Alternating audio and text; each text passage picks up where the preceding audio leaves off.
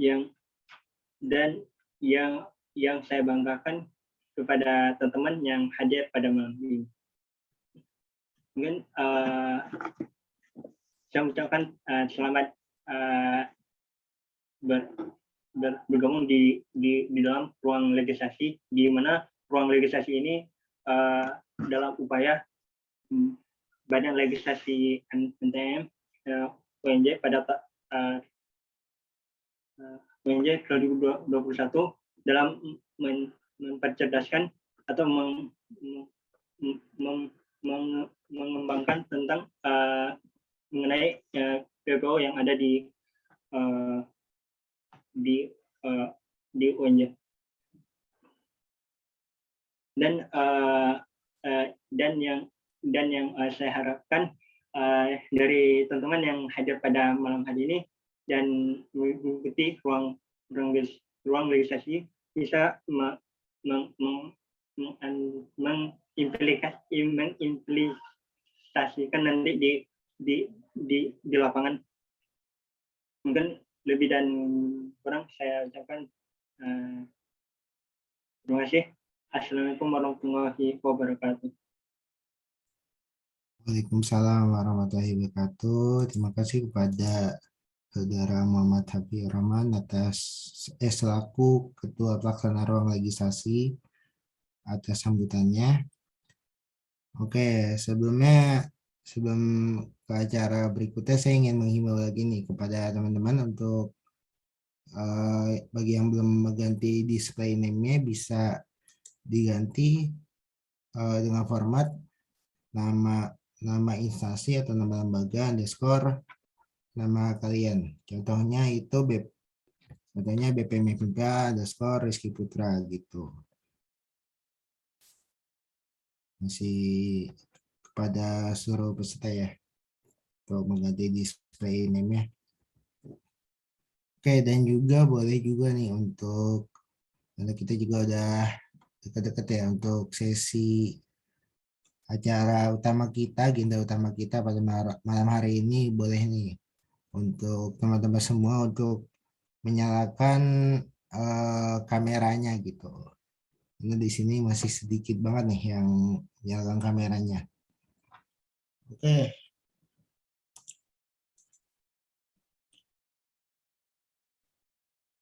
Oke, kita langsung aja ke agenda berikutnya, yakni mengerjakan kuis yang akan kalian kerjakan kepada operator. Boleh ditampilkan kuisnya.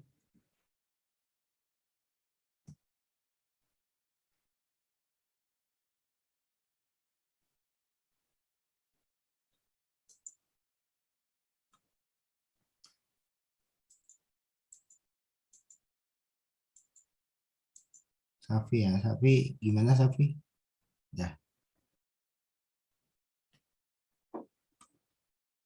Oh ya udah.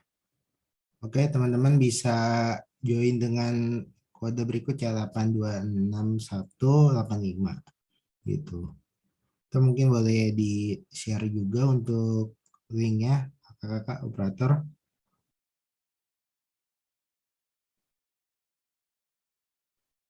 Biar langsung diklik.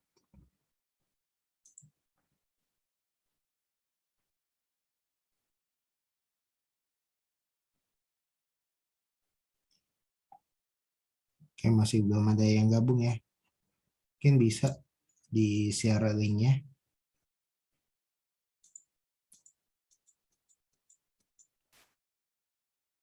Udah itu. Ya, linknya udah ada ya di kolom chat. Tinggal diklik aja. Nanti masuk ke kuisisnya gitu.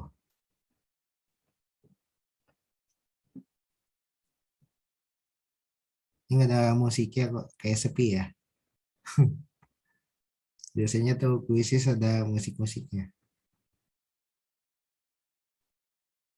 Oke, belum ada yang join ya?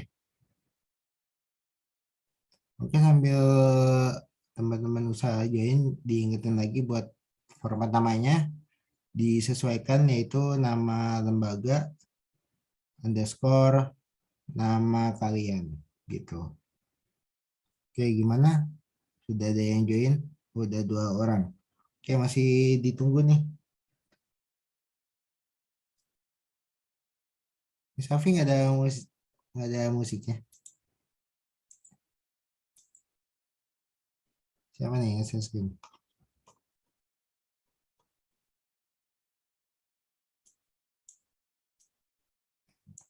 Oke, udah 4 orang ya. 5 orang. Ini kayak sepi gitu nih, nggak ada musiknya.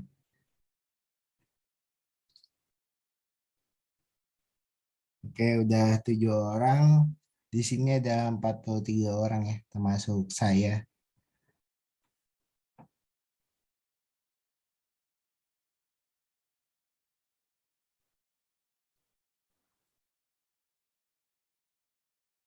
Nah, ini untuk meramaikan agenda pada malam hari ini. Nah, ini buat isi kuisis gitu.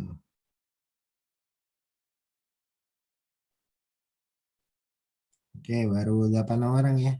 Masih ditunggu nih. Teman-teman 9 orang.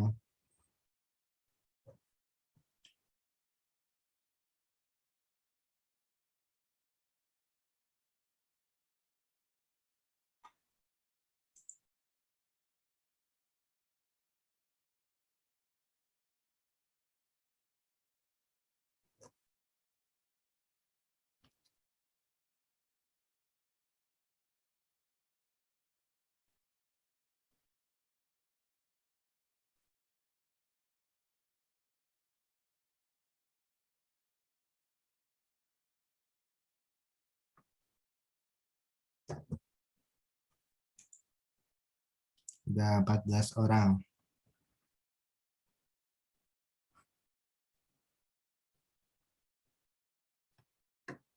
Oke, udah 15 orang nih.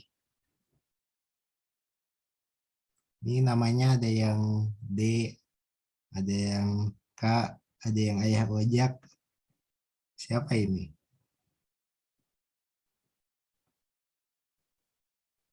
Oke, namanya bisa disesuaikan ya bagi yang belum masuk. Siapa tahu ada hadiah gitu dari panitia, dari Safi. Oke, dari 15 orang.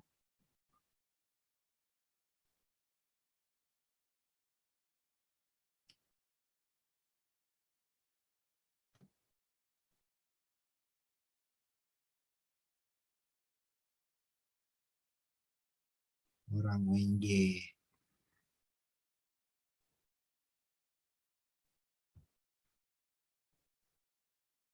Oke, gimana di sini?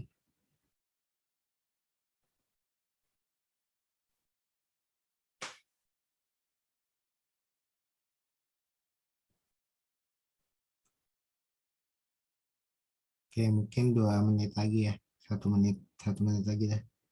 Kita tunggu buat krisis ya. Bagi yang mau join. Tadi sudah 5 menit lebih ya kita menunggu. Oke, masih ada berapa orang Safi? Oh, 20, 40. Oke, 3 menit lagi berarti.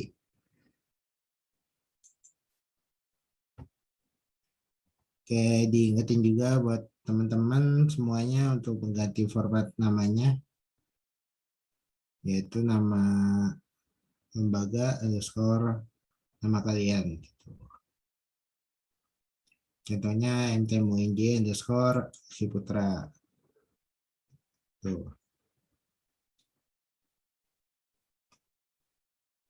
Oke, 19 orang udah ada, sudah join.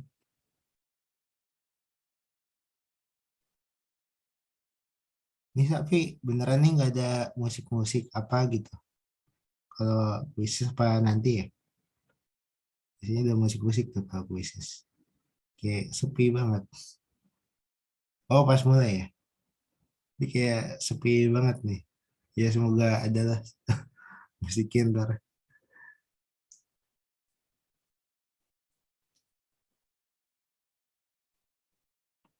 Oke, udah berapa tuh 18 orang ya?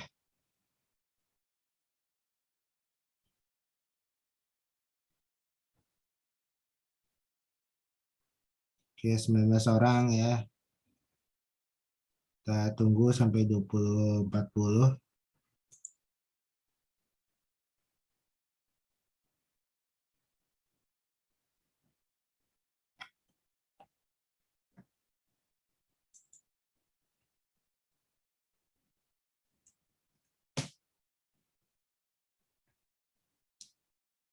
Satu menit lagi nih.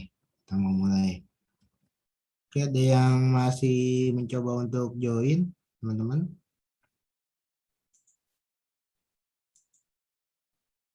Oke, 1 menit lagi ya kita mulai.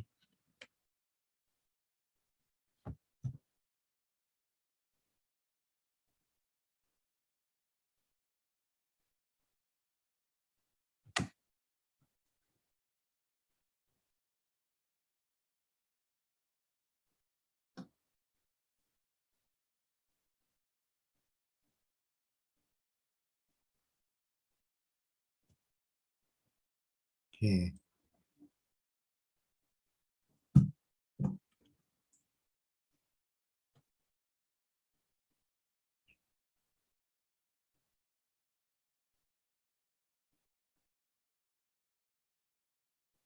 oke udah 20.40 mungkin boleh dimulai aja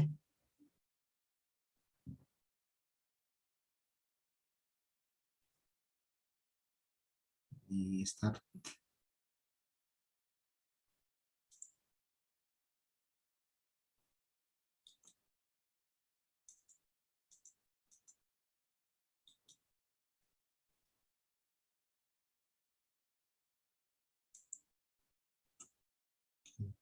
Ada 20 orang ya yang join.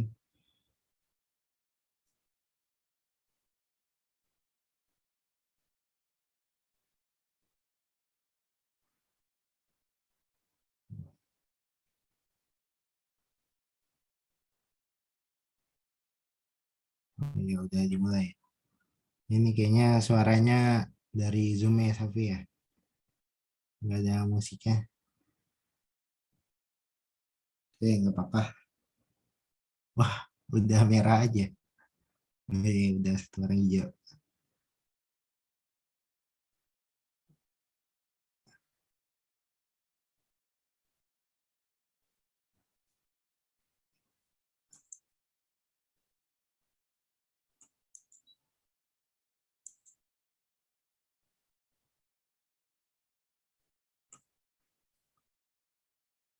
Oke, jadi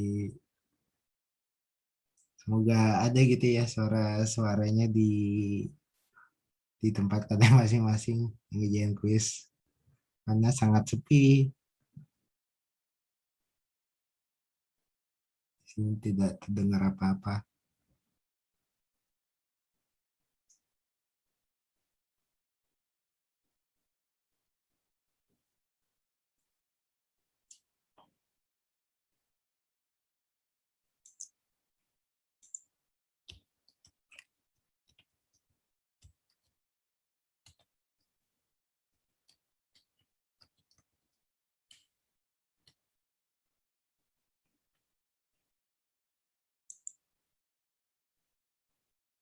Oke. Sepertinya soalnya sulit ya. Karena mayoritas masih berwarna merah nih. Soalnya isian. Oh, soal isian. 17%.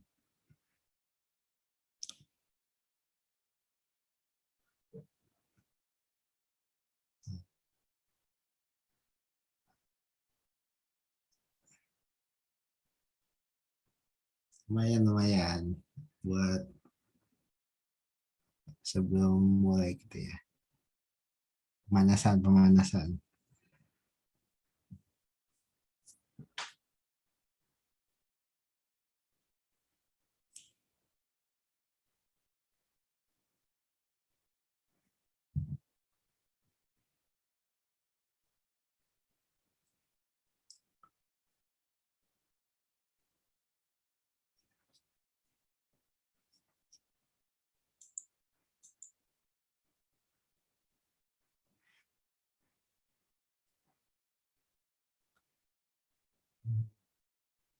Iya, ada yang naik.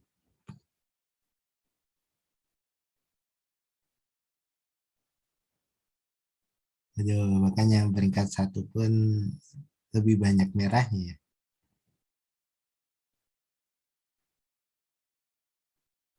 Oh, iya.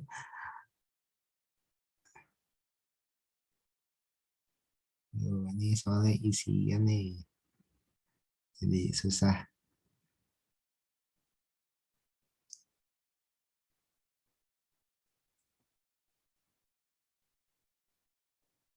Ada yang salah juga jawabannya. Aduh, seorang Bang Idam salah.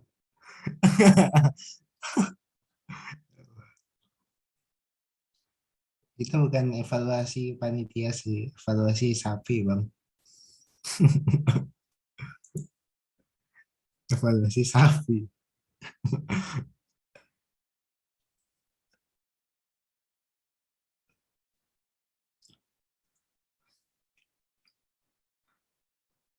Iya. Wajib dikasih hadiah nih harusnya nih. Sudah pusing-pusing menjawab, banyak yang salah kan. Terus ada apresiasi nih, panitia. Ya, ini masih ada yang, ya masih ada yang belum banyak menjawab. Ya, kita tunggu sampai jam berapa ya?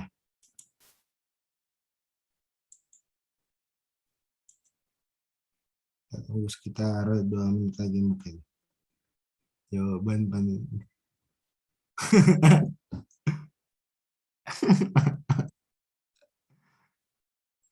Aduh, evaluasi nih yang bikin soal.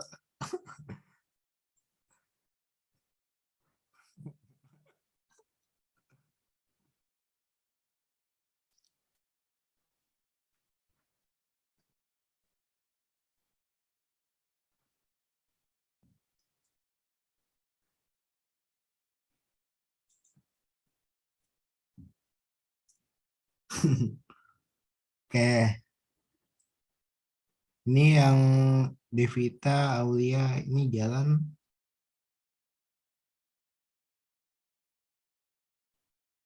Oh, jalan.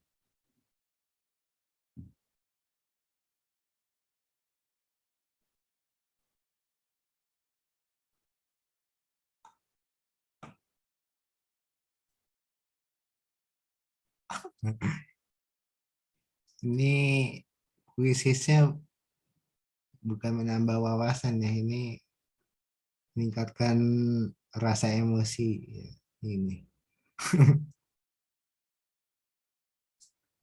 suka. Oke, wih ada yang belum salah nih.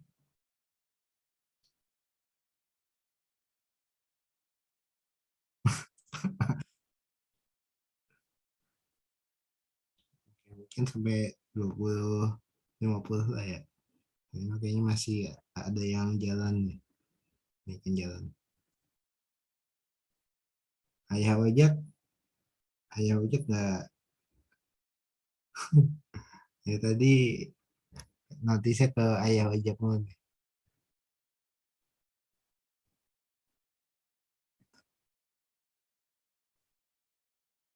Apa ya? Emang di kuisisnya apa?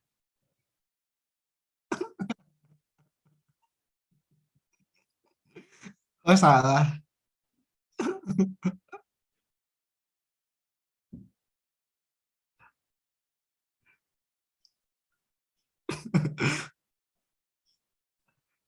Salah KJ.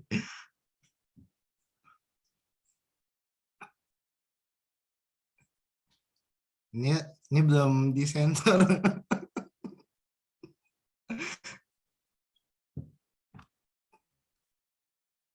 Jawabannya belum disensor nih sama panitia. Aduh, kajinya nggak tembus. Ini nih kaji-kaji yang itu, kaji-kaji yang 200.000, 300.000.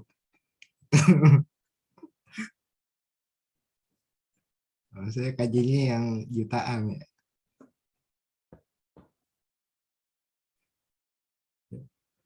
KJUN.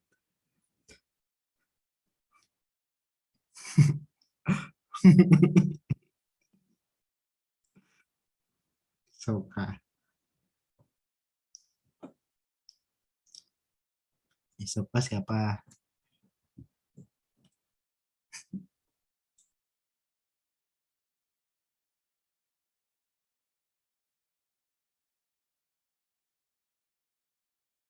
Wibu dong. Soka. Oke,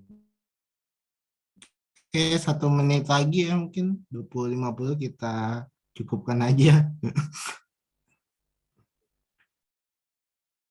Karena ini kuisnya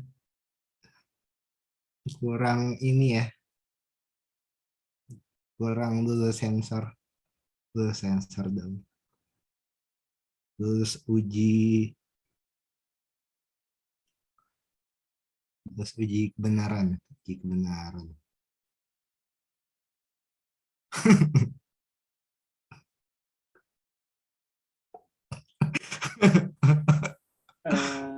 Gimana Bang? Ya, udah diudahin aja Safi. Oke, siap.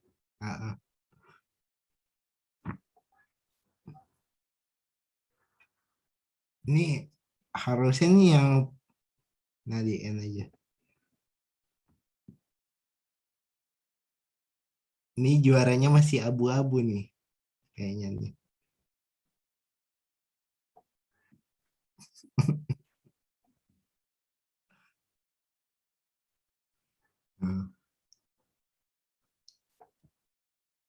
Jadi belum jalan.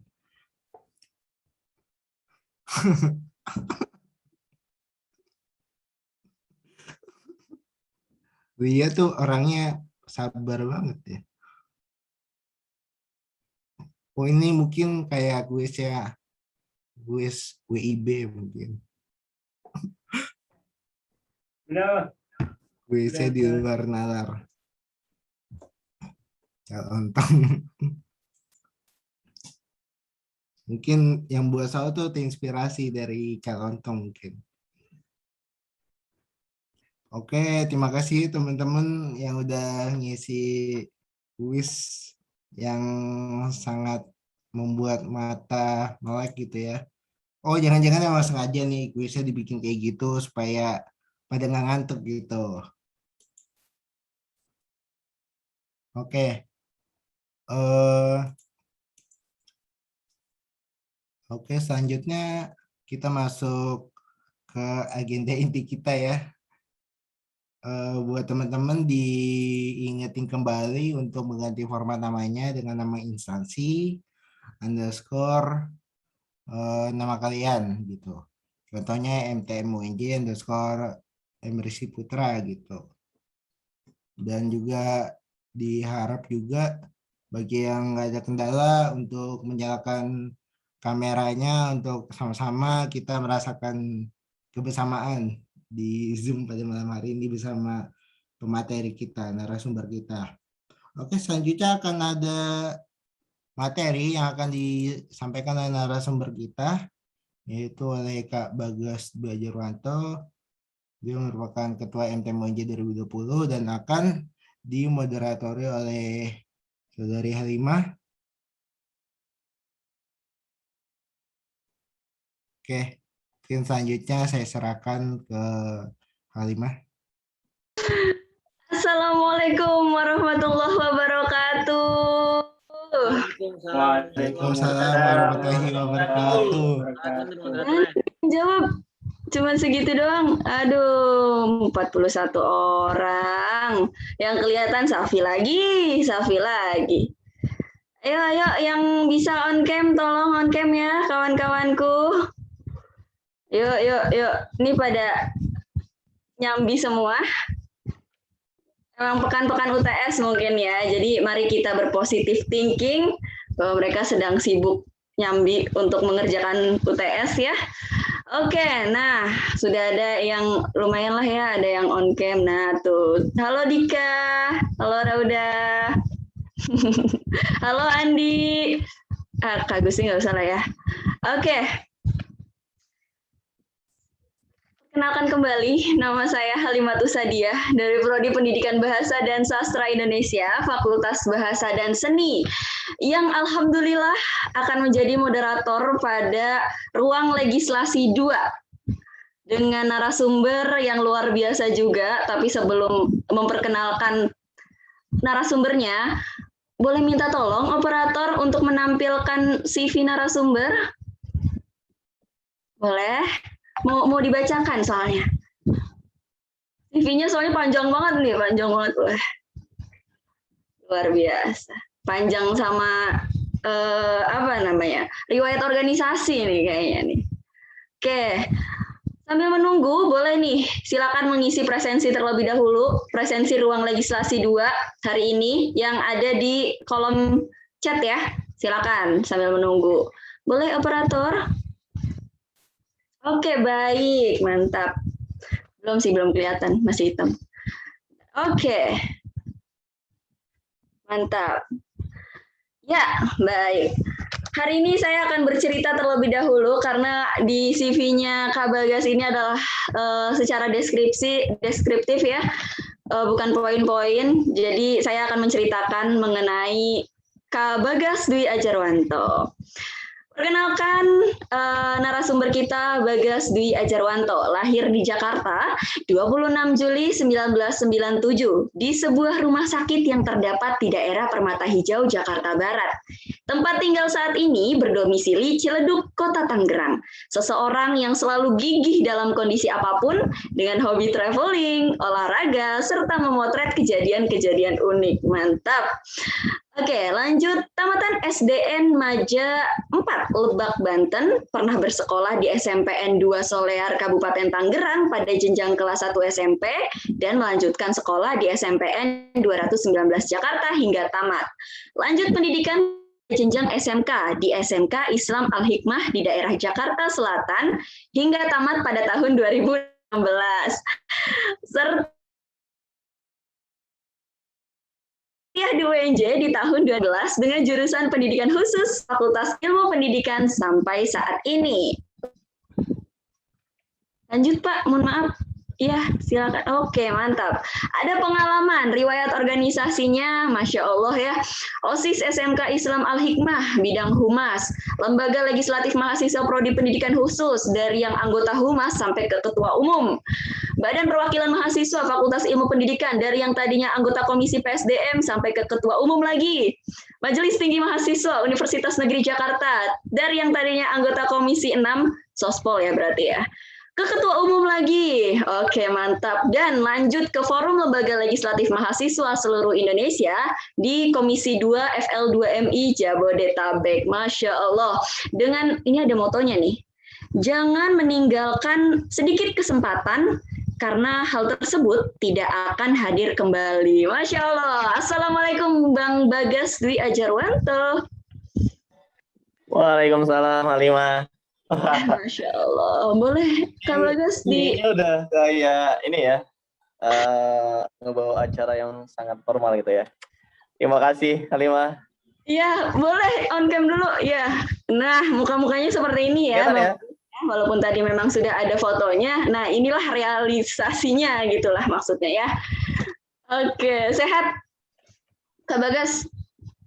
Alhamdulillah sehat. Masya Allah. Orang tua sehat, Kak?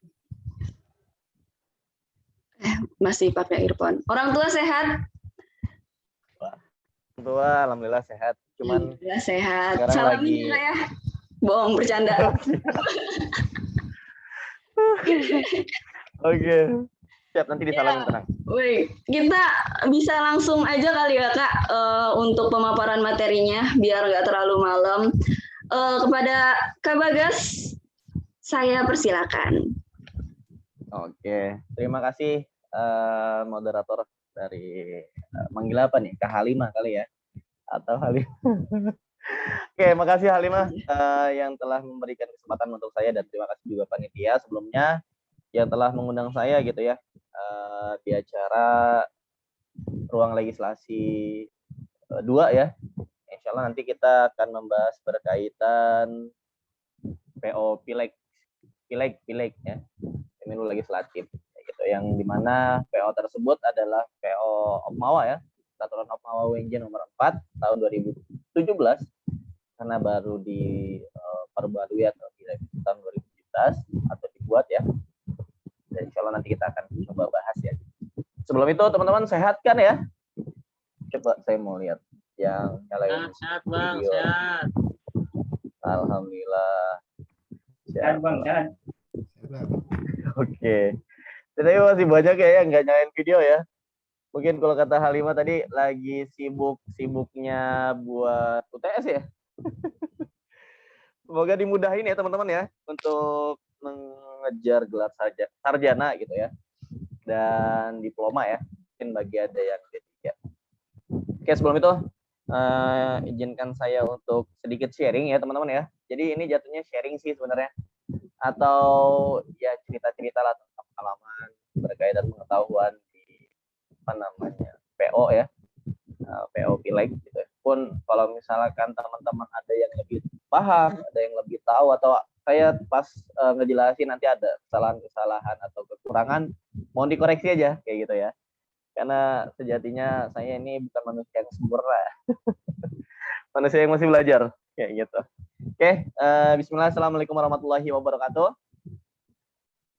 Selamat malam teman-teman, salam sejahtera untuk kita semua ya. Semoga di malam yang syahdu ya, soalnya ya. Walaupun nggak ada bintang sih kalau di daerah Condet, karena saya tinggal di Condet, tapi rumah di Tangerang. Nah, gimana tuh? Rumah di Tangerang tapi tinggalnya di Condet. Ya karena tuntutan hidup ya. Tuntutan hidup yang akhirnya ngebuat saya berpindah ke Condet. Bukan pindah sih, tinggal sementara di Condet. Oke, sebelumnya alhamdulillah pada malam hari ini saya diberi kesempatan pada teman-teman panitia untuk mengisi, semoga apa yang saya jelaskan nanti ini bisa bermanfaat ya untuk teman-teman semua, dan semoga apa yang saya jelaskan bisa menjadi ilmu yang akhirnya teman-teman bisa implementasikan di kehidupan ataupun di organisasi teman-teman semua kayak gitu ya. Karena pengalaman itu adalah ilmu yang paling berharga, jadi tolong maksimalkan dan tolong diresapi apa yang saya jelaskan. Gitu. Oke, ini slide pertama ya, dimana bacaannya room legislasi 2 ya. Kita akan membahas PO Pileg. Ya mohon maaf kalau agak sedikit kurang bagus ya. Oke, next. Sebelum itu, taruh. Turunin dulu, naikin dulu. Saya mau nanya ke teman-teman, tapi yang mau jawab aja deh. Urgensi pemilu itu apa sih, teman-teman? Ada yang bisa jawab? Ayo, siapa yang bisa jawab? Taruh.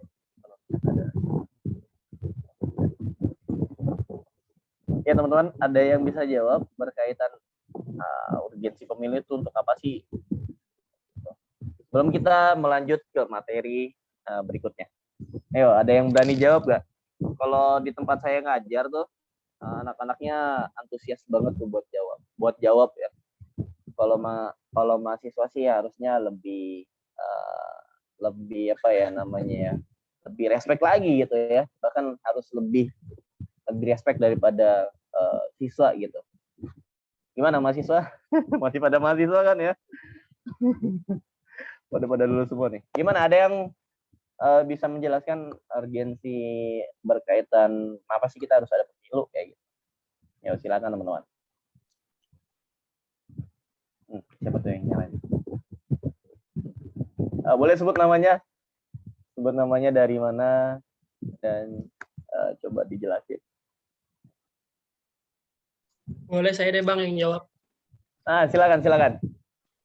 Ya nggak ngantuk ya, kayak pada sepi banget nih. Kalau menurut, saya Andi dari BPM FIS. Kalau menurut saya urgensi pemilu, ya Bang. Kalau menurut saya urgensi pemilu bagi organisasi ya sebagai langkah awal kaderisasi gitu Bang. Kalau pemilunya aja udah nggak bagus, maka nanti kader-kader yang tercipta juga nggak bagus. Itu sih menurut saya. Oke. Ajang kaderisasi ya. atau penerus kayak gitu. Kalau misalkan kaderisasinya aja nggak bagus, gimana ke depannya kayak gitu ya. Oke, terima kasih Andi atas jawabannya. Satu lagi deh buat teman-teman yang lain. Ya, ada lagi yang mau menjelaskan berkaitan pemilu? Ya, ada yang di chat nih, Kak Bagas. Oh, Alisa siap, regenerasi Opmawa. Oke, sip. Oke, terima kasih buat tadi. Chat Alisa. Alisa dari mana? Ya, oke, nggak apa-apa. Terima kasih buat Alisa sama Andi ya. Andi anak BPM ya, dan Alisa nggak tahu siapa. Ya, terima kasih jawaban teman-teman semua benar ya. Jadi kenapa sih harus adanya pemilu gitu ya? Karena kepemimpinan itu bukan kita selalu gitu ya yang untuk memimpin, tapi harus ada penerus-penerus selanjutnya. Bahkan dalam tatanan negara itu pun diperlukan gitu. Karena sejatinya pemimpin itu nggak selalu dia mulu gitu. Bahkan di suatu kerajaan, di suatu negara yang demokrasi, pemimpin itu akan selalu berganti ya, untuk sebagai ajang pengkaderan kalau kata Andi tadi. Dan memang gitu ya, tujuannya untuk mengkader dan tujuannya untuk berpindah gitu ya, untuk akhirnya di pemimpin-pemimpin selanjutnya bisa merubah atau mengonsepkan suatu perubahan yang luar biasa gitu. Nah, di sini saya ingin menjelaskan berkaitan pengertian pemilu itu sendiri menurut Undang-Undang Nomor 15 ya tahun 2011. Ini kalau nggak salah undang-undang yang belum update ya, yang terbaru tuh 17 atau 18. Ya, jadi di sini saya coba mengambil undang-undang nomor 15 tahun 2011 pasal 1 nomor 1 ya, tentang penyelenggara pemilu atau pemilihan umum. Ya, jadi kalau di undang-undang itu sendiri, pemilihan umum adalah sarana pelaksanaan kedaulatan rakyat yang diselenggarakan secara langsung, umum, bebas, rahasia, jujur, dan adil dalam negara kesatuan Republik Indonesia berdasarkan Pancasila dan Undang-Undang Dasar Republik Indonesia tahun 1945. Ya, jadi di sini adalah sarana kedaulatan rakyat ya. Jadi di sini rakyatlah yang menentukan siapa pemimpin kita selanjutnya. Kalau di kampus ya mahasiswa lah yang menentukan siapa ketua BEM-nya, ketua legislatifnya, dan segala macam pemimpin ya gitu ya. Dan di sinilah mahasiswa yang akhirnya memilih. Jadi seperti kedaulatan mahasiswa untuk memilih siapa pemimpinnya kayak gitu. Oke, next.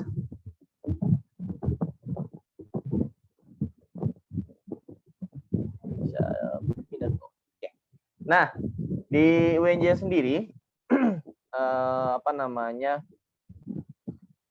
ada pemilu juga ya, karena kita sistemnya adalah pemerintahan ya, ada legislatif dan ada eksekutif, cuman yang tidak ada di UNJ adalah yudikatifnya ya, KY-nya ya.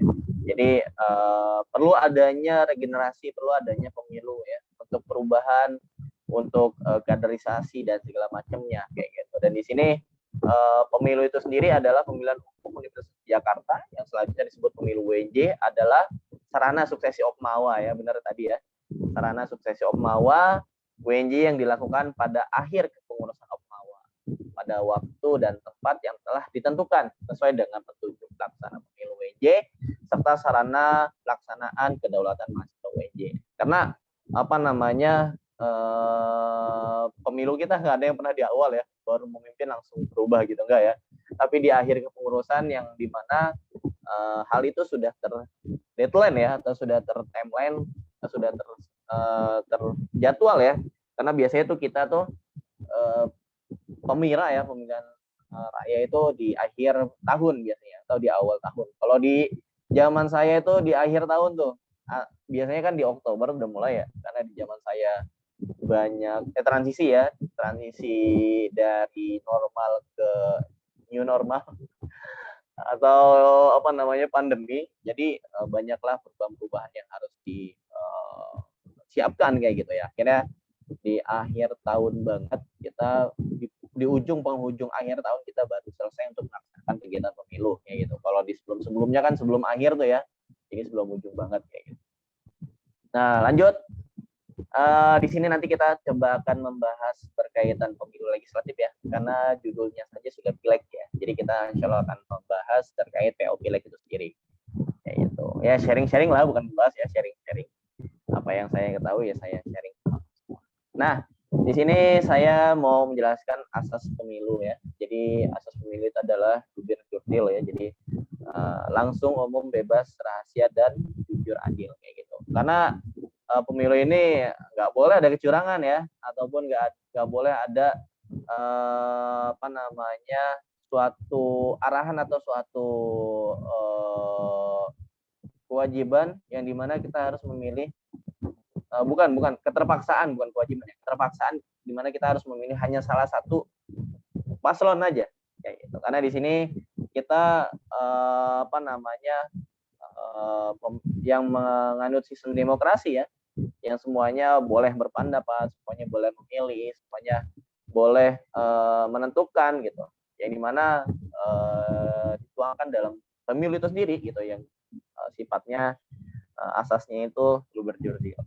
Okay, next.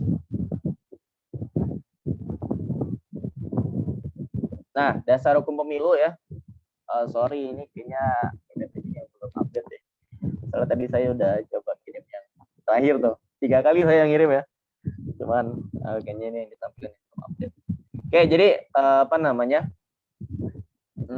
dasar hukum pemilu itu sendiri di WNJ, terutama di OPMA WNJ itu sendiri, kita yang paling tinggi adalah ADART ya, atau kalau di suatu negara itu undang dasar gitu.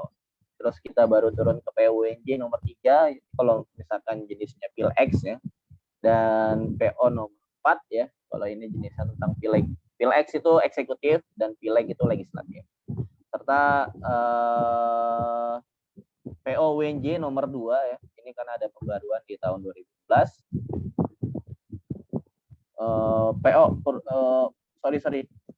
Dirubahnya tahun 2019, terciptanya di tahun 2016. Jadi di sini kita ada PONJ nomor 2 ya, ini perubahan ya, tentang perubahan atas PONJ nomor 3 tahun 2011 tentang PILEX, dan PONJ nomor 3 tentang perubahan atas menjadi PONJ nomor 4 tahun 2017 tentang PILEX. Dan satu lagi, kalau di zaman saya itu ada TAP MTMJ nomor 1 tahun 2020 berkaitan tentang pemilu ya. Oke, selanjutnya tadi sudah terkait ada suara ghosting ya. Oke, lanjut ya. Jadi asas acuan kita atau dasar hukum kita ini mengacu pada undang-undang yang telah diciptakan atau telah dibuat oleh lembaga legislatifnya. Okay, next. Yang tadi sudah saya sebutkan. Nah, dalam pemilu itu kita terutama di pileg ya, ada 3 tahapan teman-teman. Yang pertama tahapan penyelenggara pemilu, yaitu tentang membuat perangkat pemilu ya. Ya, perangkat pemilu itu yang pertama ada pansel. Kita membutuhkan pansel. Ya, pansel ini terdiri dari ketua-ketua ya, panitia seleksi yang dimana ada petinggi BEM, petinggi MTM, gitu, dan satu mantan ketua KPU tahun lalu atau yang mewakilinya. Terus setelah kita pembentukan pansel, kita ada namanya pembentukan DKPP ya, yang dimana DKPP ini terdiri dari satu anggota legislatif ya, atau yang petinggi legislatif atau yang mewakili, dan satu dari petingginya Badan Eksekutif Mahasiswa atau yang mewakili, serta ada satu lagi dari mahasiswa umum. Gitu ya, untuk susunan dari DKPP itu sendiri. Lanjut setelah DKPP, ya kita pembentukan Panwaslu dan Ketua Panwaslu. Ya, jadi Panwaslu itu panitia pengawas pemilu ya, yang dimana ini terdiri dari berbagai macam anggota legislatif ya, melalui perwakilan ya atau fraksinya. Jadi kalau di MTM itu ada kurang lebih 8 fraksi ya, karena ada 8 fakultas, maka 8 Panwaslu itu terdiri dari ke 8 fakultas itu sendiri. Namun untuk kuotanya sudah ditentukan masukkan di dalam apa namanya PO kita juga ya, kayak gitu. Ada berapanya dan berapa banyaknya kayak gitu. Dan dari Panwaslu itu harus ditentukan siapa ketuanya kayak gitu ya. Jadi nggak boleh semuanya memimpin, harus ada satu komando yang mengarahkan dan yang menuntun kayak gitu. Nah, setelah pembentukan Panwaslu baru namanya pembentukan ketua KPU. Ya, urutannya gitu ya. Panwaslu dulu baru ketua KPU. Dan setelah terbentuknya ketua KPU baru dibubarkan pansel ya. Baru dibubarkan pansel dan mulailah KPU itu untuk merekrutmen anggotanya. Nah, ini untuk merekrutmen anggotanya ada pengawasan ya dari Panwaslu ya. Kayak gitu. Persyaratannya seperti apa dan segala macamnya. Dan setelah pembentukan panitia KPU baru adanya pembekalan kayak gitu ya untuk menyelenggarakan pemilu UNJ itu seperti apa dan segala macamnya. Dan dalam pembekalan ini termasuk MTM ikut serta ya, atau Panwaslu ikut serta dalam mensosialisasikan ya berkaitan pemilu itu sendiri seperti apa. Kalau di tahunnya saya tuh ada namanya ruang legislasi tuh ya, yang membahas berkaitan PO-PO Pileg ataupun Pileg yang dimana situ berkaitan dengan pemilu gitu, sehingga masyarakat UNJ atau teman-teman Opmawa ini sudah tercerdaskan berkaitan alur ataupun regulasi yang akan terjadi saat pemilu itu berlangsung. Kayak gitu. Next, itu tahapan pertama. Masuk tahapan kedua. Jadi di tahapan kedua itu penyelenggaraan pemilu lebih kepada timeline dan pelaksanaannya. Timeline pelaksanaan ya, bukan pelaksanaan ya. Timeline pelaksanaan pemilu dari mulai pendaftaran peserta pemilu. Ini selesai belum geser nih. Dari mulai pendaftaran peserta pemilu, penetapan peserta pemilu, masa kampanye sampai masa tenang, kayak gitu ya. Apa namanya? OP bisa digeser slide-nya.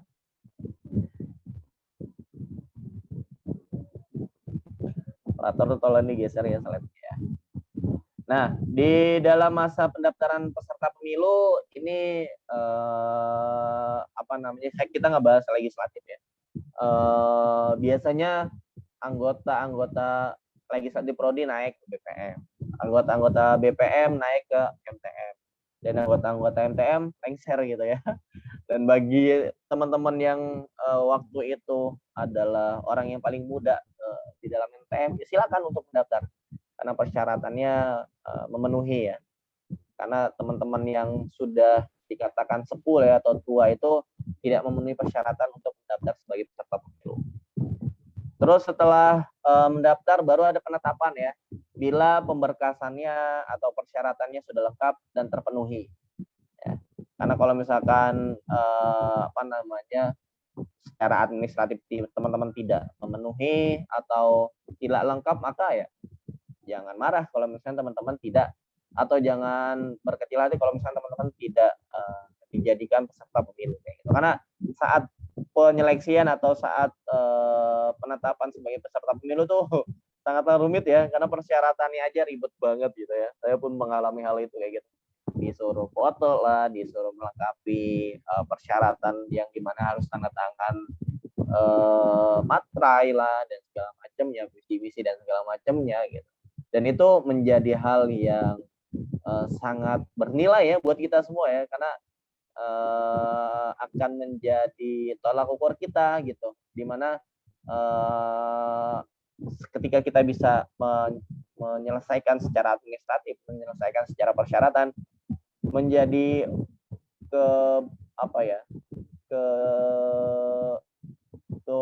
keistimewaan itu sendiri gitu ya, karena nggak semua orang bisa mengikuti pemilu itu sendiri gitu. Nah, setelah masa penetapan peserta pemilu baru ada masanya kampanye. Nanti kita akan membahas tuh ya, dari mulai persyaratan, masa kampanye sampai masa tenang itu seperti apa kayak gitu.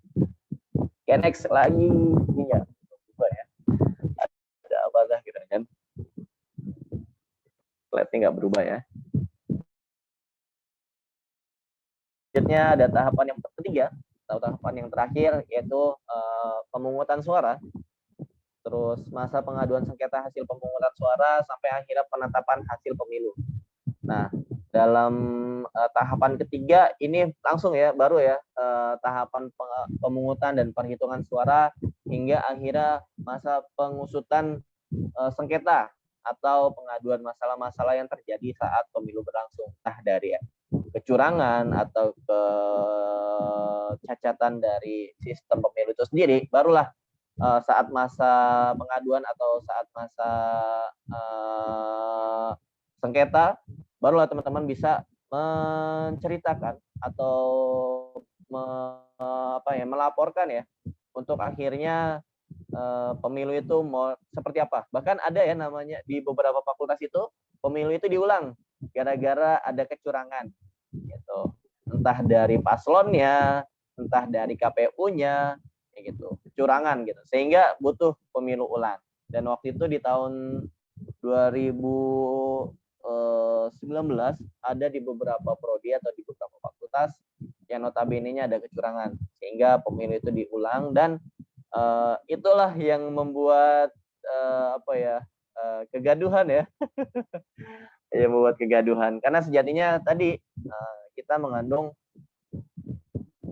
jurdil ya, dimana kita harus jujur dan adil. Kita harus menjunjung jujur dan adil ketika kita ingin mendaftarkan atau mencalonkan. Ya kita harus jujur adil gitu, nggak boleh ada kecurangan, nggak boleh ada manipulasi, nggak boleh ada yang namanya pelanggaran yang kita lakukan. Oke, next lagi, bisa diturunkan tidak untuk slide-nya. Kayaknya Kak Idamnya lagi ada kendala deh. Lagi ada kendala ya. Oke. Siap. Nanti nggak apa-apa deh. Nanti kalau misalnya nggak ada kendala bisa tolong digeser ya. Oke, selanjutnya ada jenis pemilu di UNJ. Ya, jadi kalau yang tadi saya jelaskan di awal, jenis pemilu di UNJ itu ada dua ya, eksekutif dan legislatif. Karena kita tidak ada yang namanya yudikatif kayak gitu. Jadi layaknya negara ya, kita ada pemilihan presiden, ada pemilihan ketua DPR dan kayak gitu. Oke, lanjut. Nah, saya baru mulai coba menjelaskan ya pasal-pasal atau bab-bab yang ada di PO Pileg itu sendiri berkaitan dengan susunan. Nah, ini dia. Siapa nih? Nah, oke, terima kasih. Oke, next. Oke, next lagi. Nah, cukup. Nah, baru kita coba mengerucutkan kepada PO Pileg itu sendiri. Kalau tadi saya coba jelaskan secara general, kali ini kita coba membahas atau ya saya sharing-sharing lah ya berkaitan PO Pileg itu sendiri, yang dimana untuk lebih detailnya teman-teman bisa langsung baca di bab 5 ya PO Pileg, dan itu udah mulai mengatur ketentuan atau menjelaskan ketentuan-ketentuan dari Pileg itu sendiri seperti apa dan alurnya seperti apa, terus mekanismenya seperti apa, hingga akhirnya bab-bab selanjutnya membahas berkaitan perhitungan serta alur pengaduan yang seperti apa akan kita lakukan. Oke, next. Nah, di sini peserta pemilu legislatif ya, atau jalur atau ketentuan jalur masuk anggota legislatif. Nah, kalau di MTM, ini secara menyeluruh ya, ada legislatif prodi ya. Kalau teman-teman melihat PO Pileg ya, baca-baca, saya nggak mau jelasin pasalnya berapa biar teman-teman cari sendiri. Karena kalau misalkan teman-teman dibacain pasal berapa, ayat berapa, ya udah teman-teman terfokus pada pasal tersebut. Tapi kalau misalkan saya tidak bacakan atau tidak beritahu, maka teman-teman akan baca satu-satu dan itu insya Allah teman-teman akan membaca seluruhnya. Nah, jadi kalau di legislatif prodi itu open recruitment ya, melalui sistem pemilu. Ya, open recruitment melalui sistem pemilu. Karena dari prodi itu nggak ada daerah ya, nggak ada daerah SMA atau kursi SMA, nggak ada ya. Karena baru termunculnya atau baru terbentuknya legislatif yaitu dari lembaga legislatif prodi, yang dimana dia melalui alur open recruitment, yang dimana open recruitment ini masuk ke dalam sistem pemilu kayak gitu. Nah, kalau teman-teman melihat ya, sama sebenarnya persyaratannya ya, persyaratannya sama, cuman yang membedakan itu artinya ya, open recruitment kayak gitu. Walaupun masuk ke dalam sistem pemilu gitu ya. Ya, next langsung masuk ke BPM ya. Kalau di BPM sendiri sorry tidak ditonton ya. Nah, kalau di BPM sendiri kita ada jalur pemilu kursi prodi dan utusan daerah ya. Jadi kalau misalkan sudah melewati waktu yang sudah ditentukan, maka kita baru masuknya kepada utusan daerah kayak gitu. Nah, sama layaknya MTM ya, kalau di BPM juga bila mereka yang masuk dalam pemilu ya, mereka lah yang ditetapkan sebagai ketua, karena itu tercantum dalam ADART MTM PNJ ya. Kalau teman-teman baca di ADART itu atau PO susunan dan kedudukan, itu menjelaskan berkaitan siapa yang diperbolehkan untuk menjadi ketua, yaitu mereka yang masuk ke dalam jalur pemilu ya, bukan jalur putusan daerah.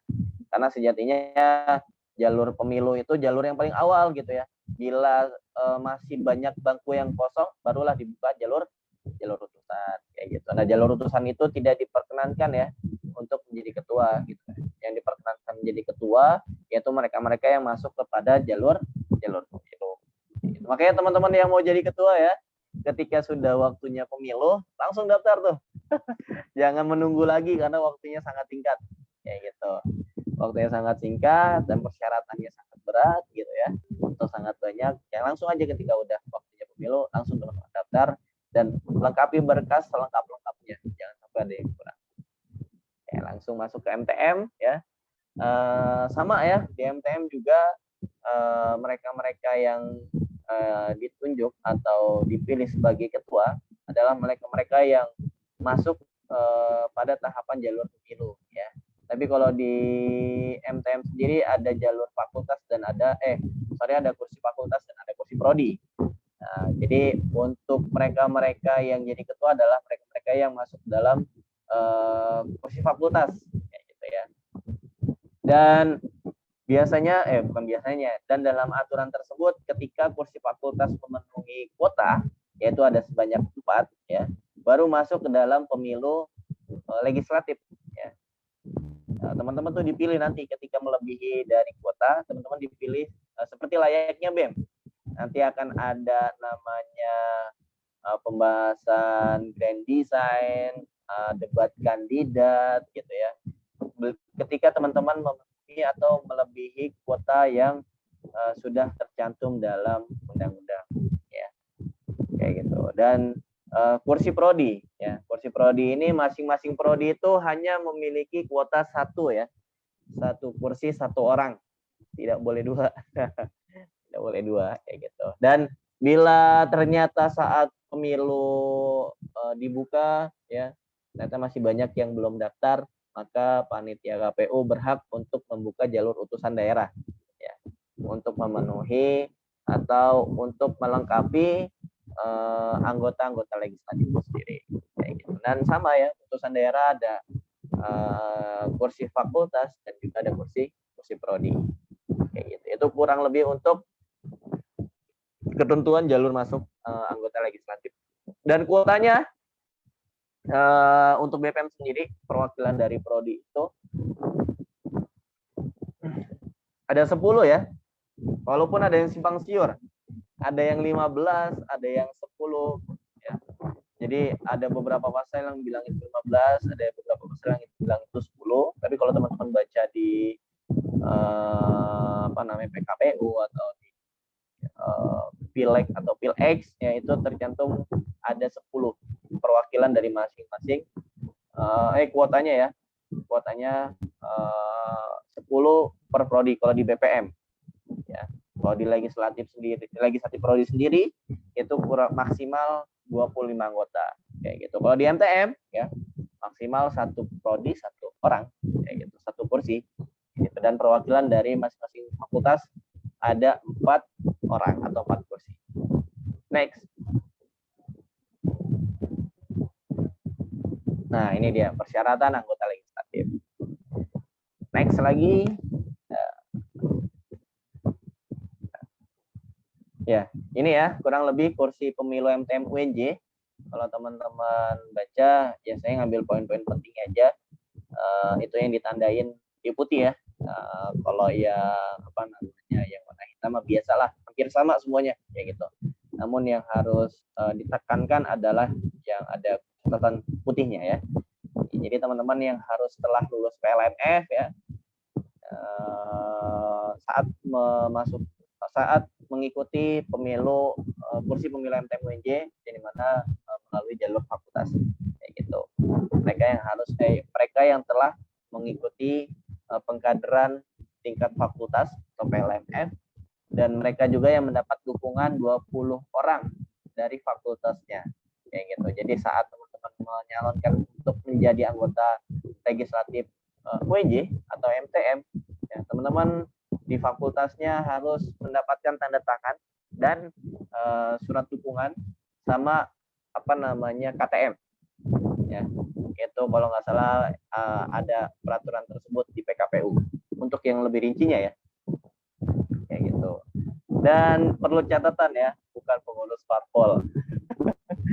Itu jadi catatan penting buat kita semua pengurus parpol. Oke, next.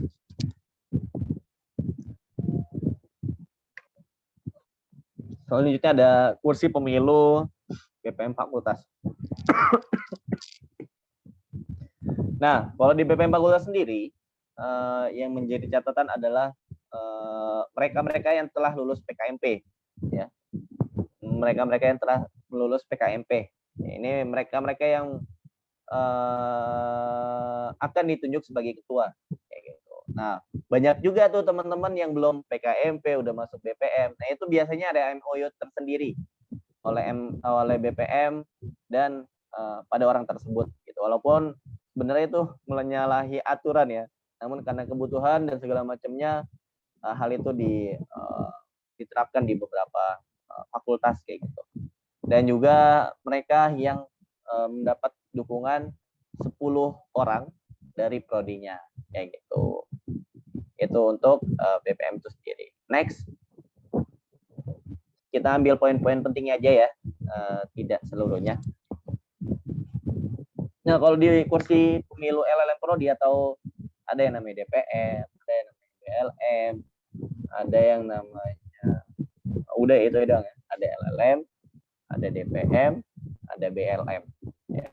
Walaupun secara aturan, secara legalitas, secara kuat ya, namanya LLM. Walaupun emang udah tercantum sih semuanya tuh di apa namanya PO Susduk dan ADART kalau nggak salah ya, yang menjelaskan terkait nama-nama dari legislatif prodi. Gitu.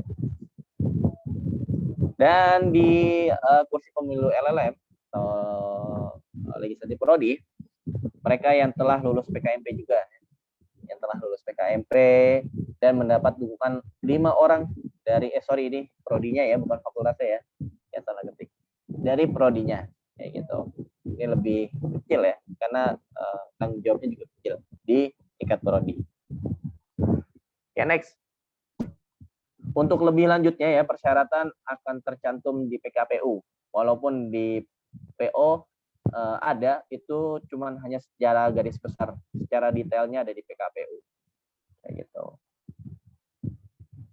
Nah, ini persyaratan masuk anggota legislatif putusan daerah ya.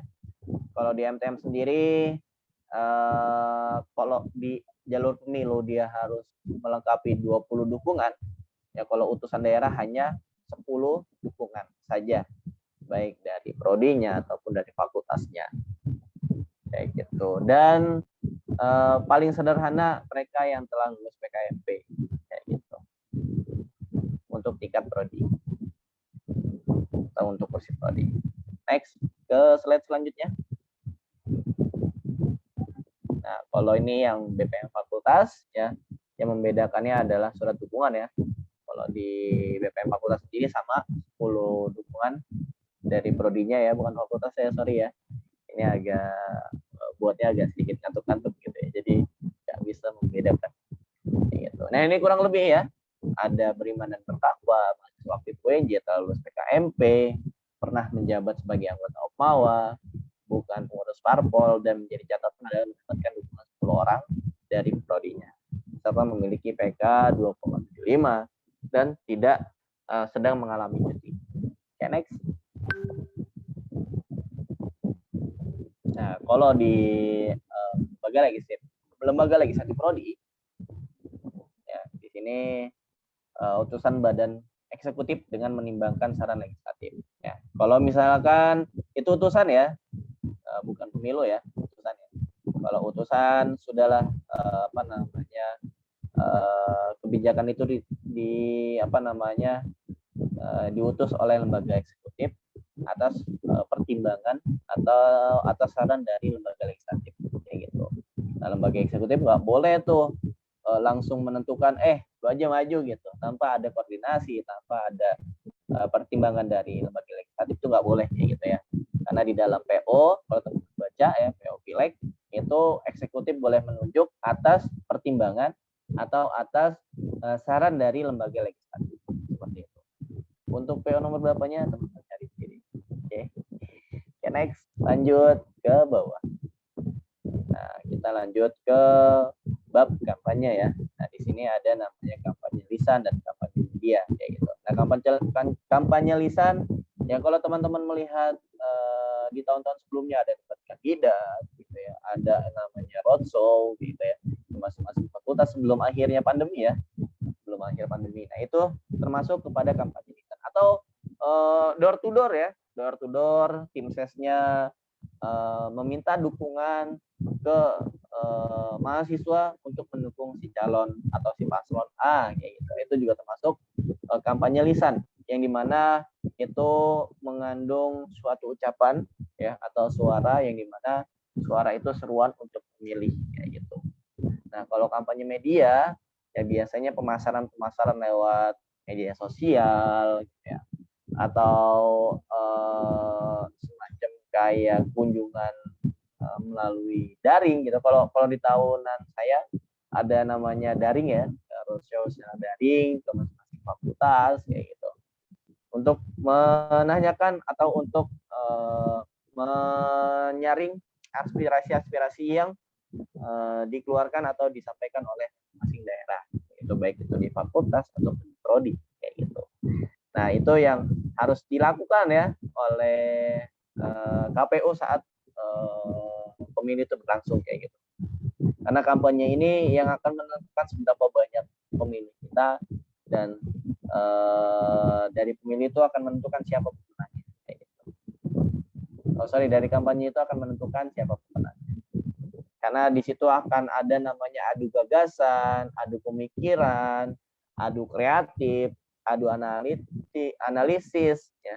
Yang dimana ketika kita mencalonkan itu kita nggak serta-merta hanya memasang badan kita saja gitu. Namun ada pemikiran-pemikiran yang mana kita harus sampaikan kepada mahasiswa, dan disitulah bisa disebut adalah kampanye ya kayak gitu. Kampanye lisan dan kampanye media.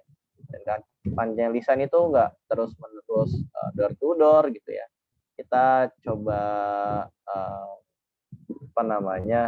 meminta dukungan pada golongan atau pada organisasi, namun organisasi tersebut nggak boleh ya kayak namanya terang-terangan. Misalkan MTM UNJ mendukung paslon A, itu nggak boleh.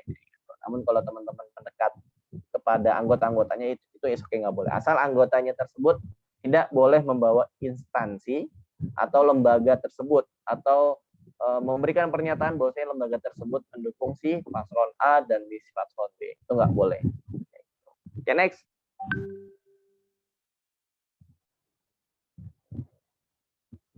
Oke.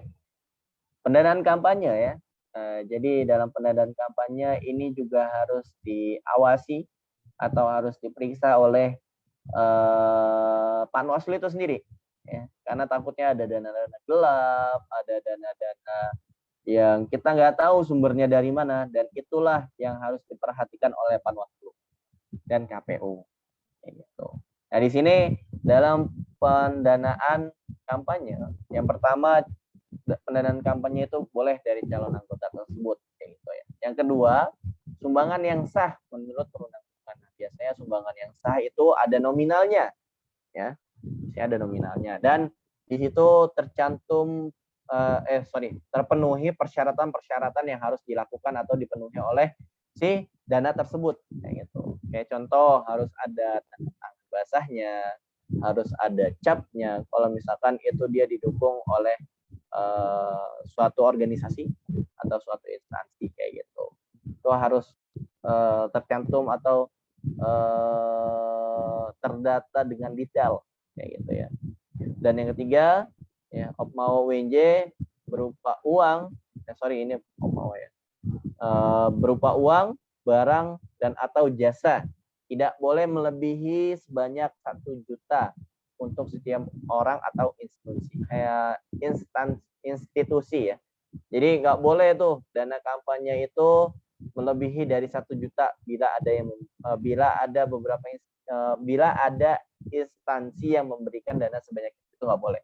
Dan setiap dana kampanye itu harus dilaporkan, ya, nggak boleh nggak dilaporkan, karena itu akan menjadi rekapitulasi dana. Ingat ini, rekapitulasi dana yang diperiksa oleh Panwaslu itu sendiri. Oke, next. Nah, waktunya tinggal sedikit. Cepet banget ya. Larangan kampanye. Nah, ini ada beberapa poin lagi yang saya ambil, nggak semuanya, karena menurut saya ini yang harus menjadi perhatian buat kita semua saat pemilu itu berlangsung. Yang pertama, tidak boleh menghina seseorang, baik dari agama, suku, ras, golongan, calon, dan atau calon anggota pemilu lainnya. Kita nggak boleh ya sama-sama saling menghina. Oke, misalkan si paslon A menghina paslon B, begitupun sebaliknya paslon B menghina si paslon A atas dasar agama, suku, ras, dan lainnya, kayak gitu. Itu nggak boleh ya. Nah, kita ya harus firefly gitu ya, harus nggak boleh ada kecurangan. Terus yang kedua, menghasut dan mengadu domba perseorangan atau kelompok mahasiswa. Nah, itu juga nggak boleh ya, mengadu domba untuk kepentingan kita gitu ya, agar kita bisa dipercaya dan dimenangkan dalam konsentrasi pemilu, kayak gitu. Dan yang ketiga, mengganggu ketertiban umum, ya, melakukan keributan, kericuhan, kayak gitu, segala macamnya. Akhirnya dalam pelaksanaan pemilu ada kericuhan yang membuat pemilu tertundai. Dan yang keempat, merusak dan atau menghilangkan alat peraga kampanye peserta pemilu. Biasanya tuh cabut-cabutan ini ya, banner gitu ya, atau stiker dan segala macam. Karena kalau misalkan offline itu kita ada pemasangan banner, ada pemasangan stiker. Kalau secara online mungkin penghapusan kali ya, penghapusan media sosial dan segala macam. Itu tidak diperbolehkan. Oke, next. Nah, larangan kampanye ya, ini juga jadi pusat perhatian teman-teman semua ya. Berkampanye di tempat-tempat berikut itu tidak boleh ya. Kayak berkampanye di musola atau di masjid, karena itu adalah ruang untuk ibadah ya, bukan ruang untuk kampanye ya. Lalu yang kedua ada ruang dosen dan karyawan UNJ. Gitu. Teman-teman mau disemprot sama dosen gitu ya kalau teman-teman kampanye di ruang dosen kayak gitu ya. Terus yang kedua, ruang sekretariat Opmawa. Ya, ini jadi pusat perhatian teman-teman semua ya. Tidak boleh ada namanya kampanye di mana sekretariat Opmawa. Dan terakhir, tempat-tempat lain yang ditentukan oleh KPU di tiap tingkatannya, baik prodi, fakultas, dan universitas. Dan ketentuan lebih lanjut mengenai mekanisme kampanye pemilu WNJ itu diatur dalam PKPU WNJ ya. Nah, gitu. Next. Nah, pemungutan suara. Nah, di sini pelaksanaannya serentak ya di seluruh prodi dan atau fakultas. Kalau di zaman saya serentak tuh, karena semuanya dialihfungsikan ke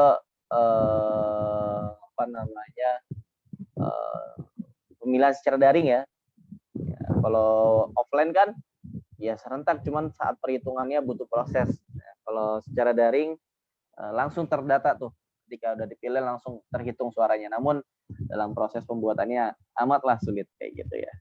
Terus yang kedua, saat pelaksanaan ditetapkan oleh panitia KPU pusat dan dengan pertimbangan KPU daerah, KPUJ untuk membentuk panitia. Dan terakhir, pemungutan dan perhitungan suara selanjutnya disebut P3S. Kayak gitu. Oke, lanjut ke tempat pemungutan suara atau TPS. Ya, TPS ini terbagi menjadi 3 ya. Prodi, fakultas, dan universitas kayak gitu. Nah, TPS prodi dibuka dan ditutup sesuai dengan waktu yang ditentukan KPU pusat. Ya. Petugas TPS, TPS ya, tempat pemilihan umumnya atau kotaknya itu hanya terpusat pada prodi ya. Nah, untuk perhitungannya melalui 3 tahapan, ada perhitungan tingkat prodi, fakultas, dan universitas. Nah, yang kedua, petugas TPS adalah P3S, pusat dan daerah, yang mekanisme diatur oleh PKPUJ. Dan terakhir, setiap petugas TPS bertugas untuk melaksanakan pemilu tingkat prodi, fakultas, dan universitas. Seperti yang saya jelaskan tadi. Oke, next. Oh, udah nyampe situ ya. Sorry, masih tetap di situ, Deng. Tetap di situ. Tadi saya ngejelasin di slide yang di atasnya gitu sebenarnya. Ya, tempat pemungutan suara atau TPS luring ya. Ini sekurang-kurangnya ada 3 anggota P3S pusat dan 3 anggota P3S daerah ya. Kalau daerah itu banyak banget tuh. Prodi kayak gitu. Itu ada berapa banyak prodi gitu ya. Dan yang kedua, daftar pemilih mahasiswa prodi. Yang ketiga, surat suara pemilu tingkat prodi, fakultas, dan universitas. Surat suaranya melalui surat daring ya, atau digital namanya, lupa. Oke, itulah semacam kayak G-form yang dimana itu adalah kotak suara gitu, untuk mengumpulkan suara-suara yang telah kita salurkan. Terus selanjutnya yang kelima ada berita acara pemungutan suara atau BAP yang keenam, segel kotak suara sebanyak pemilu yang diselenggarakan, dan yang terakhir saksi dan atau Panwaslu NJ. Oke, next. Berita acara pengawasan atau BAP isinya yang pertama ada waktu pembukaan kotak suara ya. Yang kedua, waktu penutupan kotak suara. Pergantian petugas TPS ya, termasuk itu ya, dicatat dan ditulis dalam BAP kayak gitu. Jangan sampai enggak, karena kalau untuk pengusutan segala pelanggaran, segala kejanggalan itu bisa langsung ke petugas TPS yang pada saat itu memeriksa kayak gitu. Selanjutnya ada jumlah pemilih, hari yang bersangkutan, dan jumlah kertas suara. Kalau kemarin kita ganti menjadi zero paper ya, di mana semuanya mengandung digital. Terus yang selanjutnya jumlah saksi dan atau Panwaslu UNJ yang hadir, dan terakhir kejadian-kejadian lain yang berkaitan dengan jalannya pemungutan suara dicantumkan juga di dalam surat BAP kayak gitu oleh Panwaslu. Okay, next.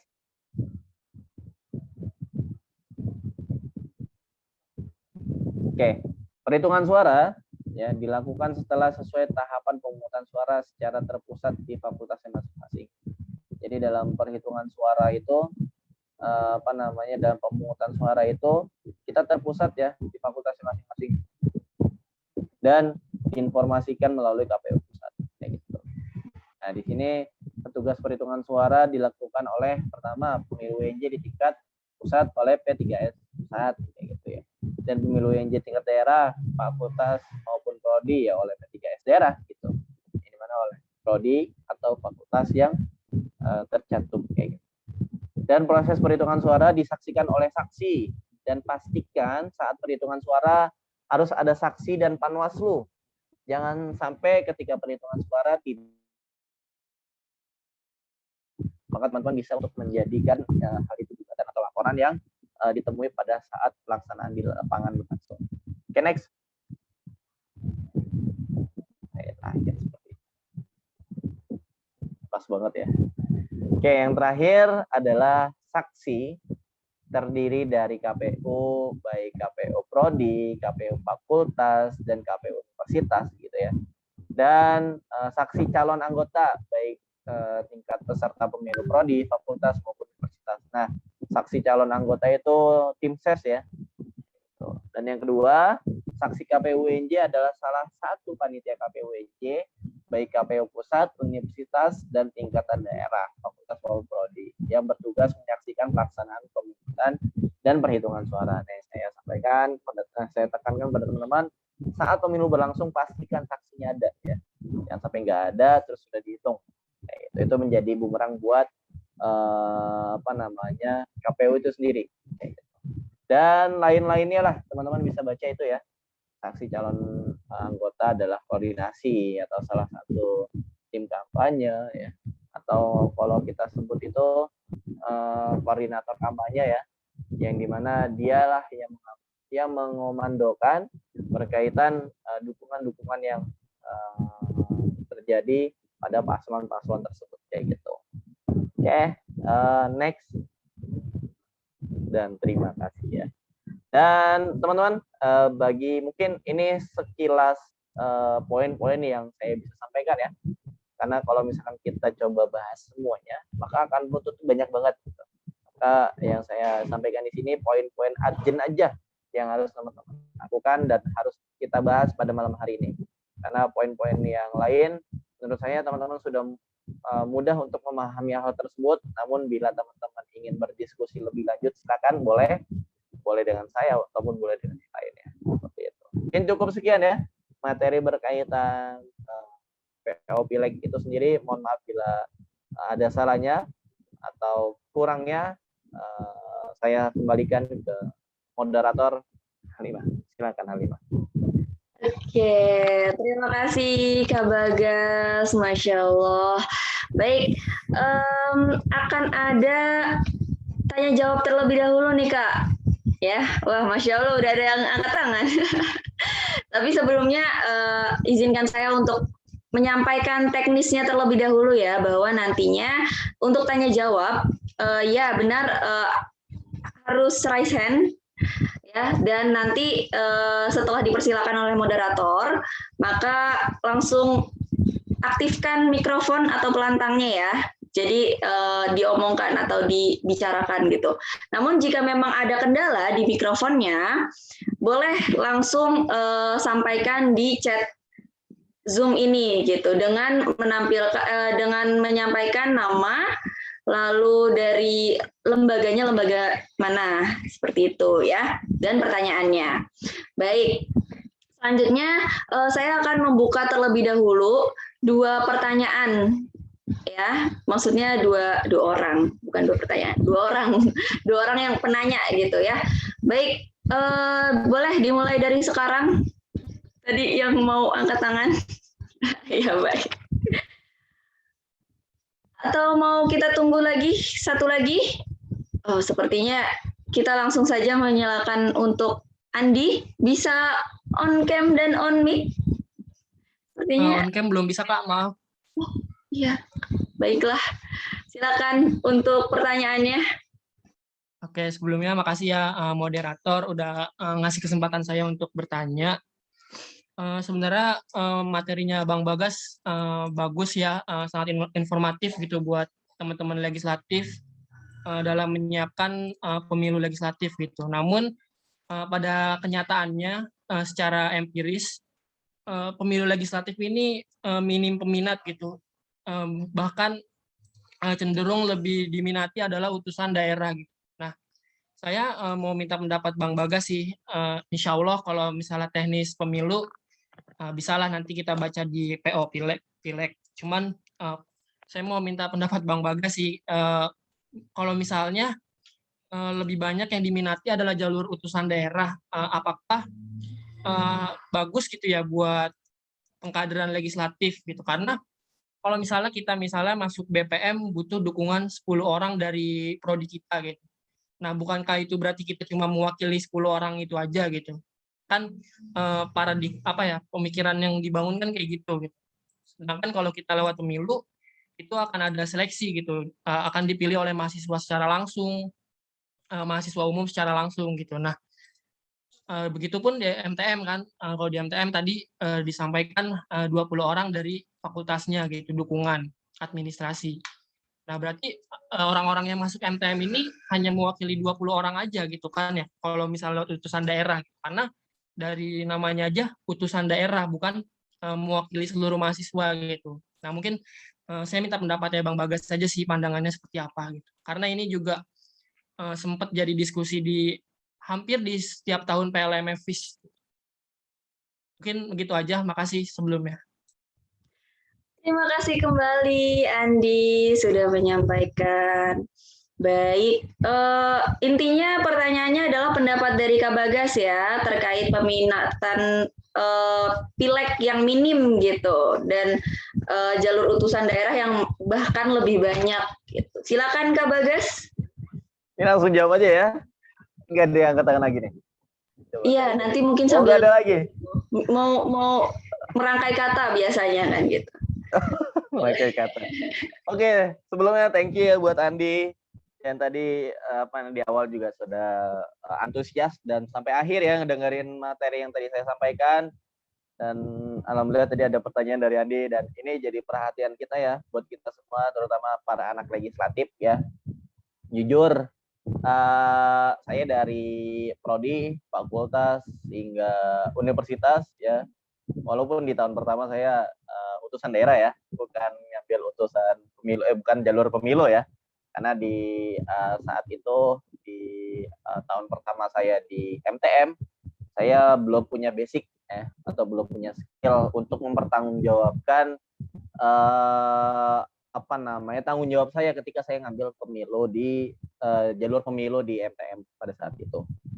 Namun di jalur kedua, di tahun kedua, bukan jalur kedua, di tahun kedua saya coba meyakinkan diri saya untuk mengambil jalur pemilu itu sendiri. Nah, karena memang jadi problematika buat kita semua ya, karena kebanyakan orang-orang yang ambil putusan daerah itu didorong, ya nggak, jujur ya, didorong ya, ayo dong join dong ke legislatif dong, ayo dong masuk legislatif nih, masih banyak yang kosong gitu, atau bahkan yang dulunya legislatif dibilang gini, lu nggak kasihan apa sama gua gitu dan kawan-kawan, udah berjuang sampai sini, cuman lu stop gitu, nggak lanjut, udah ayo ketika lu nggak join melalui jalur pemilu, ya udah nggak apa, jalur putusan aja kayak gitu, masih ada peluang kok, masih ada waktu buat memulai hal itu gitu.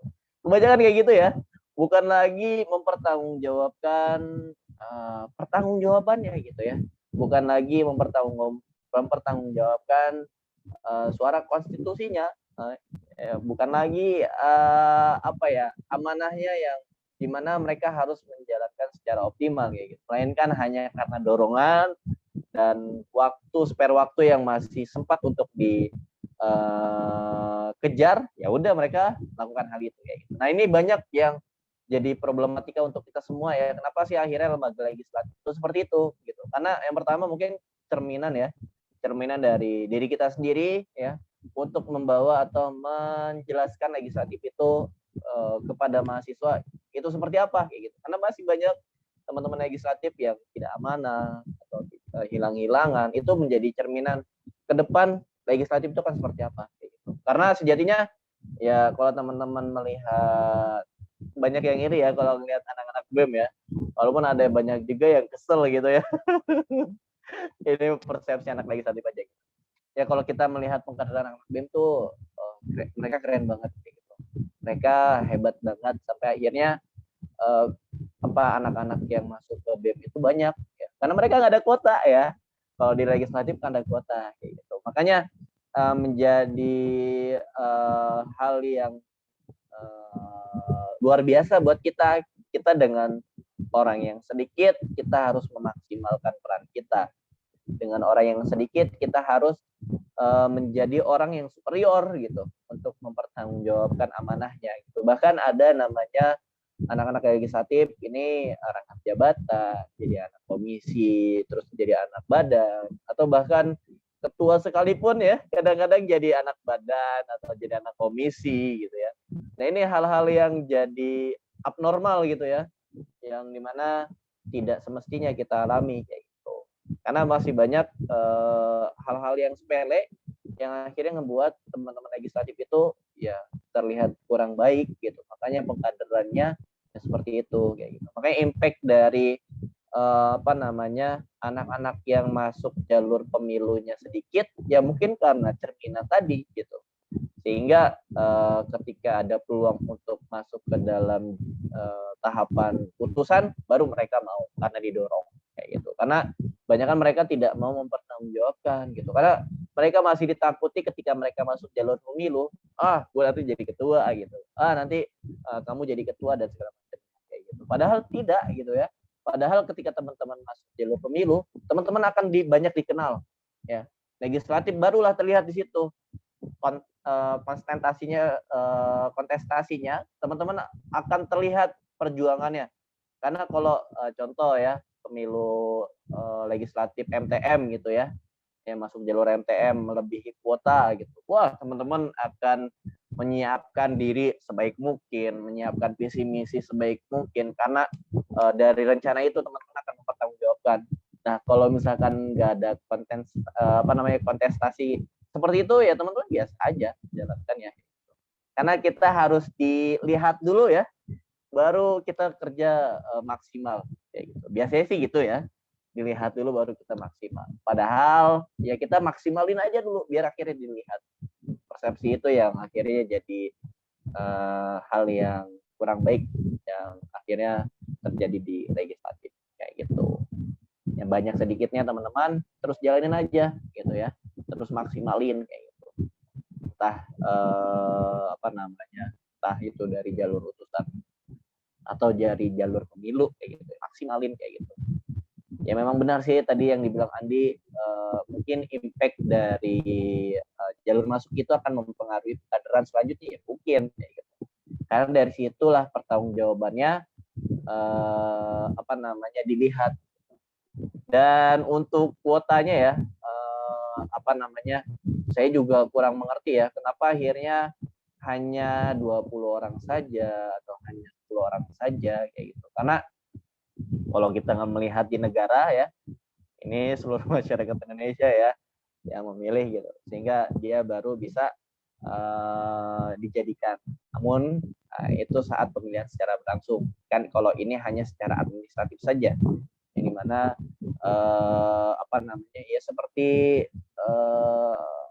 ya di negara ya, kalau threshold ya, itu kan seberapa banyak gitu kan, dan itu enggak semuanya harus harus dikerahkan gitu dukungannya, karena hanya sampelnya saja untuk secara administratifnya kayak gitu. Itu sih paling di Andi jawabannya ya. Panggilannya Andi ya atau Maulana? Sorry nih, panggilnya Andi aja nih. Kayak gitu ya, Andi untuk jawabannya. Mohon maaf kalau misalkan kurang ya. Seperti itu. Ya, makasih Bang. Sebenarnya ini sih Bang, Andi. Benar sih yang dibilang Bang Bagas, cuman yang jadi diskusi dari teman-teman FIS adalah kalau misalnya jalur masuk ke legislatif ini terlalu gampang, kayak cuma sekedar administrasi, jadi kader-kader yang mengisi tuh kayak ya udah gitu, karena jalur masuk legislatifnya gampang, jadi mau yang bagus mau yang enggak ya pasti langsung keterima gitu. Beda nggak kayak BEM kan, kalau BEM kayak mereka beradu gagasan gitu. Jadi ya mungkin di situ sih kelemahan utusan daerah, jadi karena terlalu mudah, jadi kadernya tuh yang berkualitas sedikit. Kalau menurut teman-teman dari PIS kayak gitu sih Bang. Makasih jawabannya Bang. Siap, sama-sama Andi. Okay. Masya Allah. Oke, terima kasih Kak Bagas dan Andi yang sudah bertanya jawab, berdiskusi ya terkait keresahan mungkin ya ini mah. Lanjut, apakah ada yang ingin bertanya kembali? Masih ada satu slot ya, jangan sampai nanti kehabisan waktu, ya, kehabisan waktu. Karena ini adalah materi yang luar biasa, pemilu legislatif. Mungkin karena jarang atau tidak pernah ya Kak Bagas. Kira-kira terakhir kali ada pemilu legislatif kapan Kak Bagas? Belum ada ya. Sampai saat ini belum ada ya. Bukan jarang Kecuali kalau lagi di, dong. sorry. Kecuali Oh, iya, kalau di iya. prodi dan di fakultas ya. Kalau di tingkat universitas belum ada. Kecuali kalau di tingkat prodi dan fakultas. Waktu di tahun saya jadi di BPM ya. Waktu saya di BPM, PGSD satu-satunya prodi yang ngadain pemilu legislatif. Karena mereka melebihi kuota. Ya, ada 26 orang dan akhirnya satu dieliminasi karena suaranya kurang. Ya gitu. Iya. Oh, Mutia ketawa tuh karena prodinya dia tuh. Wah, terus kata Andi tuh tahun 2019 prodi geografi.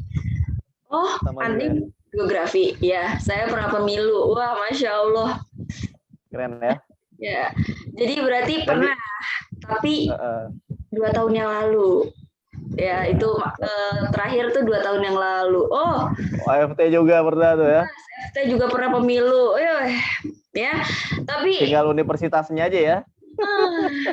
itu sih sebenarnya. Maksudnya adalah ayolah tanya-tanya gitu ya. Justru ini adalah kesempatan gitu untuk menanyakan hal-hal yang mungkin masih bingung gitu di dalam PO itu. PO pileg tuh kayak gimana sih? Ini tuh maksudnya apa sih? Poin ini gimana sih gitu. Itu lebih baik ditanyakan daripada nantinya bingung gitu mau maju apa enggak ya, maju pileg apa enggak ya gitu nanti. Jangan-jangan bisa apa ya, ada kegalauan gitu. Daripada galau-galau mending ditanyakan, disampaikan, dikeluarkan ya. Oke, nih Andi juga bilang bisa kok kalau utusan daerah dihapus, banyak peminat lagi asal deket sama konstituen. Wes. Tuh Kak Bagas. Pendekatannya itu yang masih kurang ya. Iya. Karena kita ya benar, kita harus dekat dengan konstituen karena ya tadi ya kita di legislatif ya untuk menyuarakan suara konstituen gitu ya. Bukan lagi hanya menyuarakan egosentrisnya masing-masing gitu.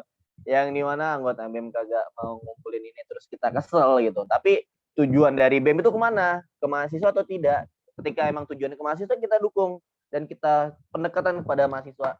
Sorry jatuh. Aduh. Ya kita pendekatan pada mahasiswa bahwasanya ini loh gagasan mereka mengadakan ini. Mari kita dukung, mari kita sukseskan. Kayak gitu. Dan kita juga selalu memberikan wadah gitu ya, memberikan semacam ya wadah yang akhirnya bisa menampung aspirasi dan masukan dari mahasiswa gitu. Makanya ada anak-anak aspirasi gitu, ada legislasi yang dimana ketika aspirasi itu terus digaungkan oleh badan aspirasi dan terciptalah undang-undang yang dimana undang-undang itu wajib untuk dilaksanakan oleh anak-anak BEM ya atau Opmawa, wah itu keren banget. Namun sampai saat ini ya waktu zaman saya juga masih banyak kurangnya ya mungkin banyak beberapa badan yang kurang profesional atau anggota-anggota yang kurang profesional sehingga tupoksi atau kerja dari apa yang kita lakukan kurang maksimal dan disitulah jadi poin minus. Saya banyak pengancaman sorry ada suara aneh nih karena kita lagi ya lokal juga kan ya jadi banyak yang bilang legislatif mah gabut gitu ya legislatif mah cuma ngawasin doang gitu. Banyak yang bilang gitu karena ya kita tidak menunjukkan taring kita tidak menunjukkan tupoksi kita kayak gitu. Itu yang jadi permasalahan sampai saat ini pun di zaman saya juga masih banyak kurang. Mohon maaf ya gitu. Oke, baik. Ini benar nggak mau ada yang ngambil satu slot lagi untuk pertanyaan? Nggak ada? Nih, kalau nggak ada, saya ngambil nih. Boleh lah. Bagas, boleh nggak nih moderator nanya? Boleh. Tapi Ya, utamakan ini lebih ke ini sih, Kak. Kenapa tuh? Menggarisbawahi dari pernyataan yang Andi sampaikan di dalam chat Zoom. Bisa kok kalau utusan daerah dihapus. Nah, ya. Ini ikut pemilu ya. Iya, jadi semuanya ikut pemilu. Tapi apa sih yang melatar belakangi utusan daerah ini tidak dihapus? Ini sebenarnya lebih ke klarifikasi atau konfirmasi atau sebagainya lah, intinya ingin mendapatkan alasan saja agar nantinya mahasiswa yang lain yang ada di sini terutama ya jadi paham gitu, kenapa sih utusan daerah nggak dihapus aja gitu maksudnya. Nah itu alasan yang mendasari itu apa? Oh itu nanya ke Andi apa ke saya? Ke Kak Bagas ini maksudnya lebih ke ini loh, apa sih namanya ya? Aku mau nanya, Halimah mau nanya tentang kenapa sih utusan daerah ini nggak dihapus aja gitu? Karena ya kalau misalkan kita lihat di pernyataan si Andi ini, kalau misalkan ini kan kayak semacam apa ya? Ini kalau utusan daerah dihapus pasti banyak nih peminat legis katanya gitu kan? Nah tapi kenapa sampai sekarang utusan daerah ini nggak dihapus? Lebih ke konfirmasi atau klarifikasi aja. Oh. Oke. Ini pernyataan yang bikin jadi statement ya. Jadi apa namanya jangan diambil juga poinnya ya. Kan ini cuman pendapat saya pribadi ya. Iya. Bukan atas apa namanya undang-undang yang tercantum gitu. Jadi kalau yang saya cermati, kenapa akhirnya putusan daerah itu ada gitu ya, karena ini memberikan kesempatan yang kedua gitu ya buat mereka yang tidak join kayak gitu. Terus yang ke apa namanya putusan terus alasan yang kedua ya karena sampai saat ini marwah legislatif belum bagus ya. Itu kalau marwahnya sudah bagus mungkin bisa kali ya, atau apa namanya elektabilitas legislatif udah bagus, mungkin bisa hal itu diterapkan. Namun sampai saat ini aja masih banyak apa namanya orang-orang yang menganggap malas gue masuk legislatif, malas saya masuk legislatif dan segala macamnya kayak gitu. Karena masih beranggapan legislatif itu ya cenderung lembaga yang kurang kooperatif, lembaga yang biasa aja atau tidak yang menyenangkan dan segala macamnya. Karena kalau misalkan sebenarnya kita masuk ke legislatif ya, ini kita di dunia kerja kepake banget gitu. Secara administratif kita mengetahui kayak gimana, secara aturan kita mengetahui bagaimana, secara pelaksanaan kita juga belajar bagaimana caranya mengawasi dan segala macam. Jujur itu kepake banget gitu ya. Beda halnya dengan BEM ya. Kalau BEM itu seperti IO ya, yang mereka melaksanakan merancang saja gitu. Tidak untuk akhirnya membuat undang-undang, membuat konstitusi, dan hal itulah yang akhirnya membuat teman-teman legislatif itu kurang diminati kayak gitu. Sorry ya tadi kalau melenceng jawabannya. Balik lagi ke tupoksi yang hal seperti itu gitu. Karena sampai saat ini teman-teman legislatif masih berkecimpung di dunia nyamannya saja. Mereka nggak mau keluar dari zona nyamannya kayak gitu. Karena dari situlah yang ngebuat peminatnya sedikit gitu. Tapi berbeda kebalik ya, berbeda kebalik kalau misalkan anak-anak legislatif sudah profesional dan marwah legislatif sendiri itu udah dikenal orang, ya mungkin bisa hal itu diterapkan kayak gitu. Karena sampai saat ini legislatif masih tahap evaluasi gitu. Bagaimana caranya kita membuat anggota kita profesional, membuat anggota kita kinerjanya bagus dan segala macam kayak gitu. Itu yang jadi catatan. Mungkin kalau misalkan ya kita juga belum mencoba ya apakah hal itu juga bagus diterapkan atau tidak kayak gitu. Mungkin masih di dalam tahap analisa yang lebih mendalam kayak gitu berkaitan. Karena kalau di negara nggak ada hal itu ya. Bagi mereka-mereka yang tidak lolos ya udah kursi itu ya nggak terpenuhi gitu, atau partai tersebut ya, kursinya sedikit kayak gitu. Itu sih. Oke, baik. Makasih Kak Bagas. Jadi intinya adalah kenapa sih masih ada utusan daerah?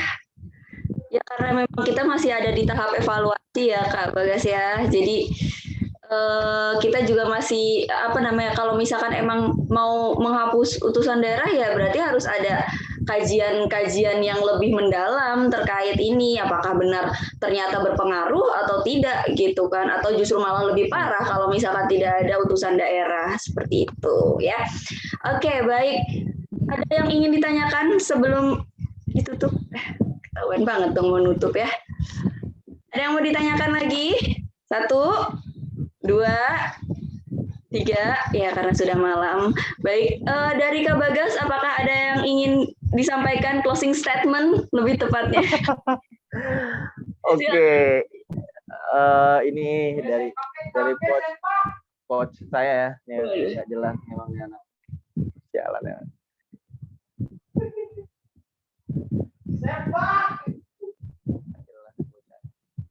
Oke, sorry ya, ada suara-suara nggak jelas.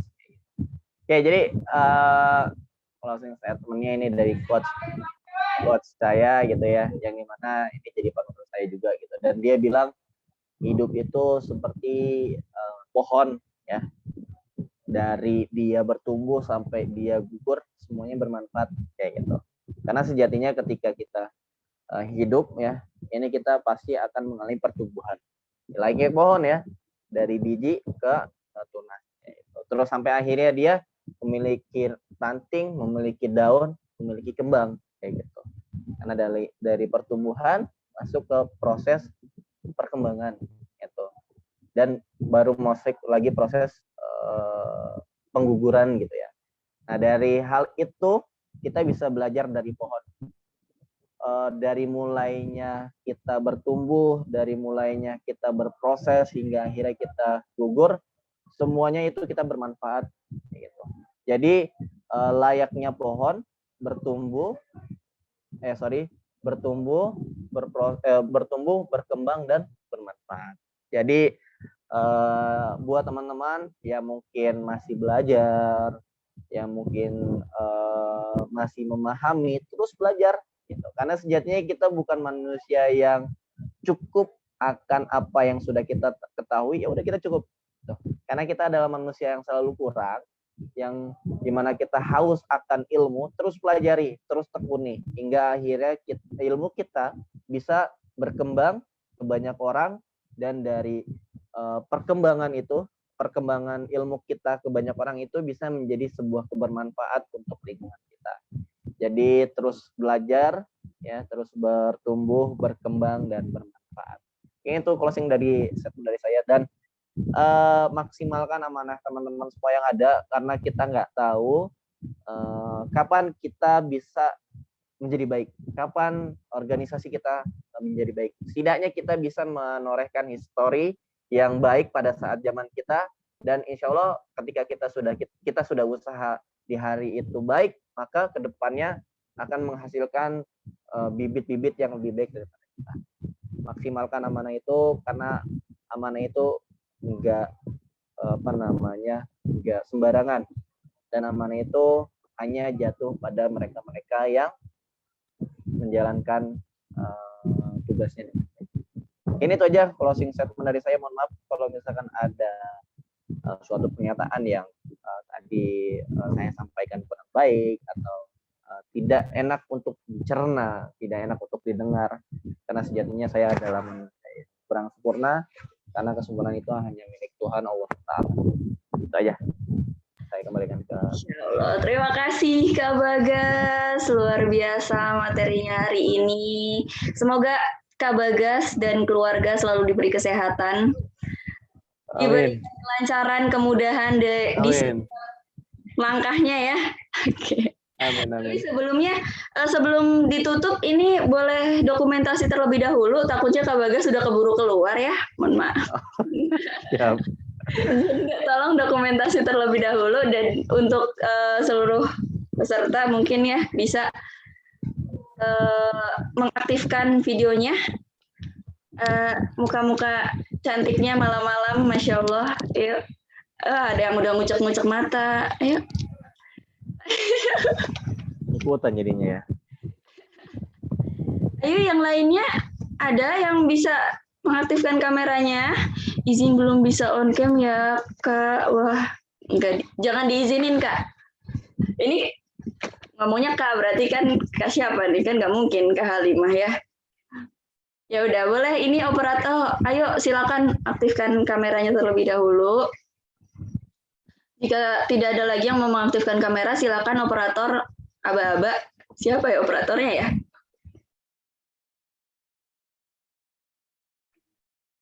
Ayo, ada operatornya? Semangat, semangat, operator, semangat. Ini operatornya pindah-pindah ya dari tadi. Operatornya fleksibel. Oke, kalau gitu dari saya aja nggak apa-apa. Ini ada lagi yang mau on cam. Ayo on cam, on cam. Oke, izin ambil alih untuk dokumentasi. Nanti pakai 2 gaya ya. Oke, yang pertama gaya formal dulu. 1, 2, 3.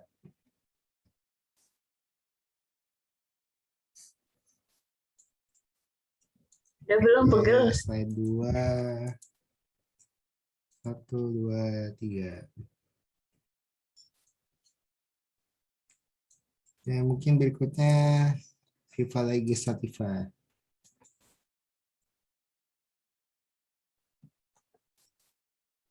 Oke, 1, 2, 3.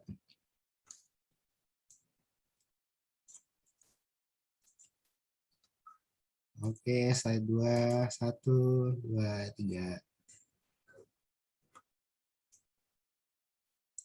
Oke, terima kasih teman-teman. Oke, terima kasih. Sebelumnya, sebelum menutup, saya mengucapkan mohon maaf ya sebesar-besarnya jika memang ada kesalahan kata juga. Mohon maaf ya, Kak Bagas, kalau tadi banyak bercandanya. Oke, dan banyak kekurangan juga dari saya gitu kan. Jadi mohon dimaafkan saja. Semoga kalian juga sehat-sehat selalu dan selalu dilancarkan segala urusannya. Saya akhiri, wassalamualaikum warahmatullahi wabarakatuh. Saya kembalikan ke MC. Oke, Waalaikumsalam warahmatullahi wabarakatuh. Terima kasih Halimah, Pak, dan juga Kak Bagas yang telah membawakan materi kita pada hari ini tentang PO Pemilu Legislatif. Semoga materi pada hari ini dapat membuka wawasan kita ya, terlebih lagi untuk di dunia legislatif di UNJ sendiri gitu. Semoga materi hari ini dapat jadi bekal kita buat membawa Otmawa terutama legislatif menjadi lebih baik lagi gitu. Oke, karena tadi udah dokumentasi ya, sebenarnya job desk saya dokumentasi.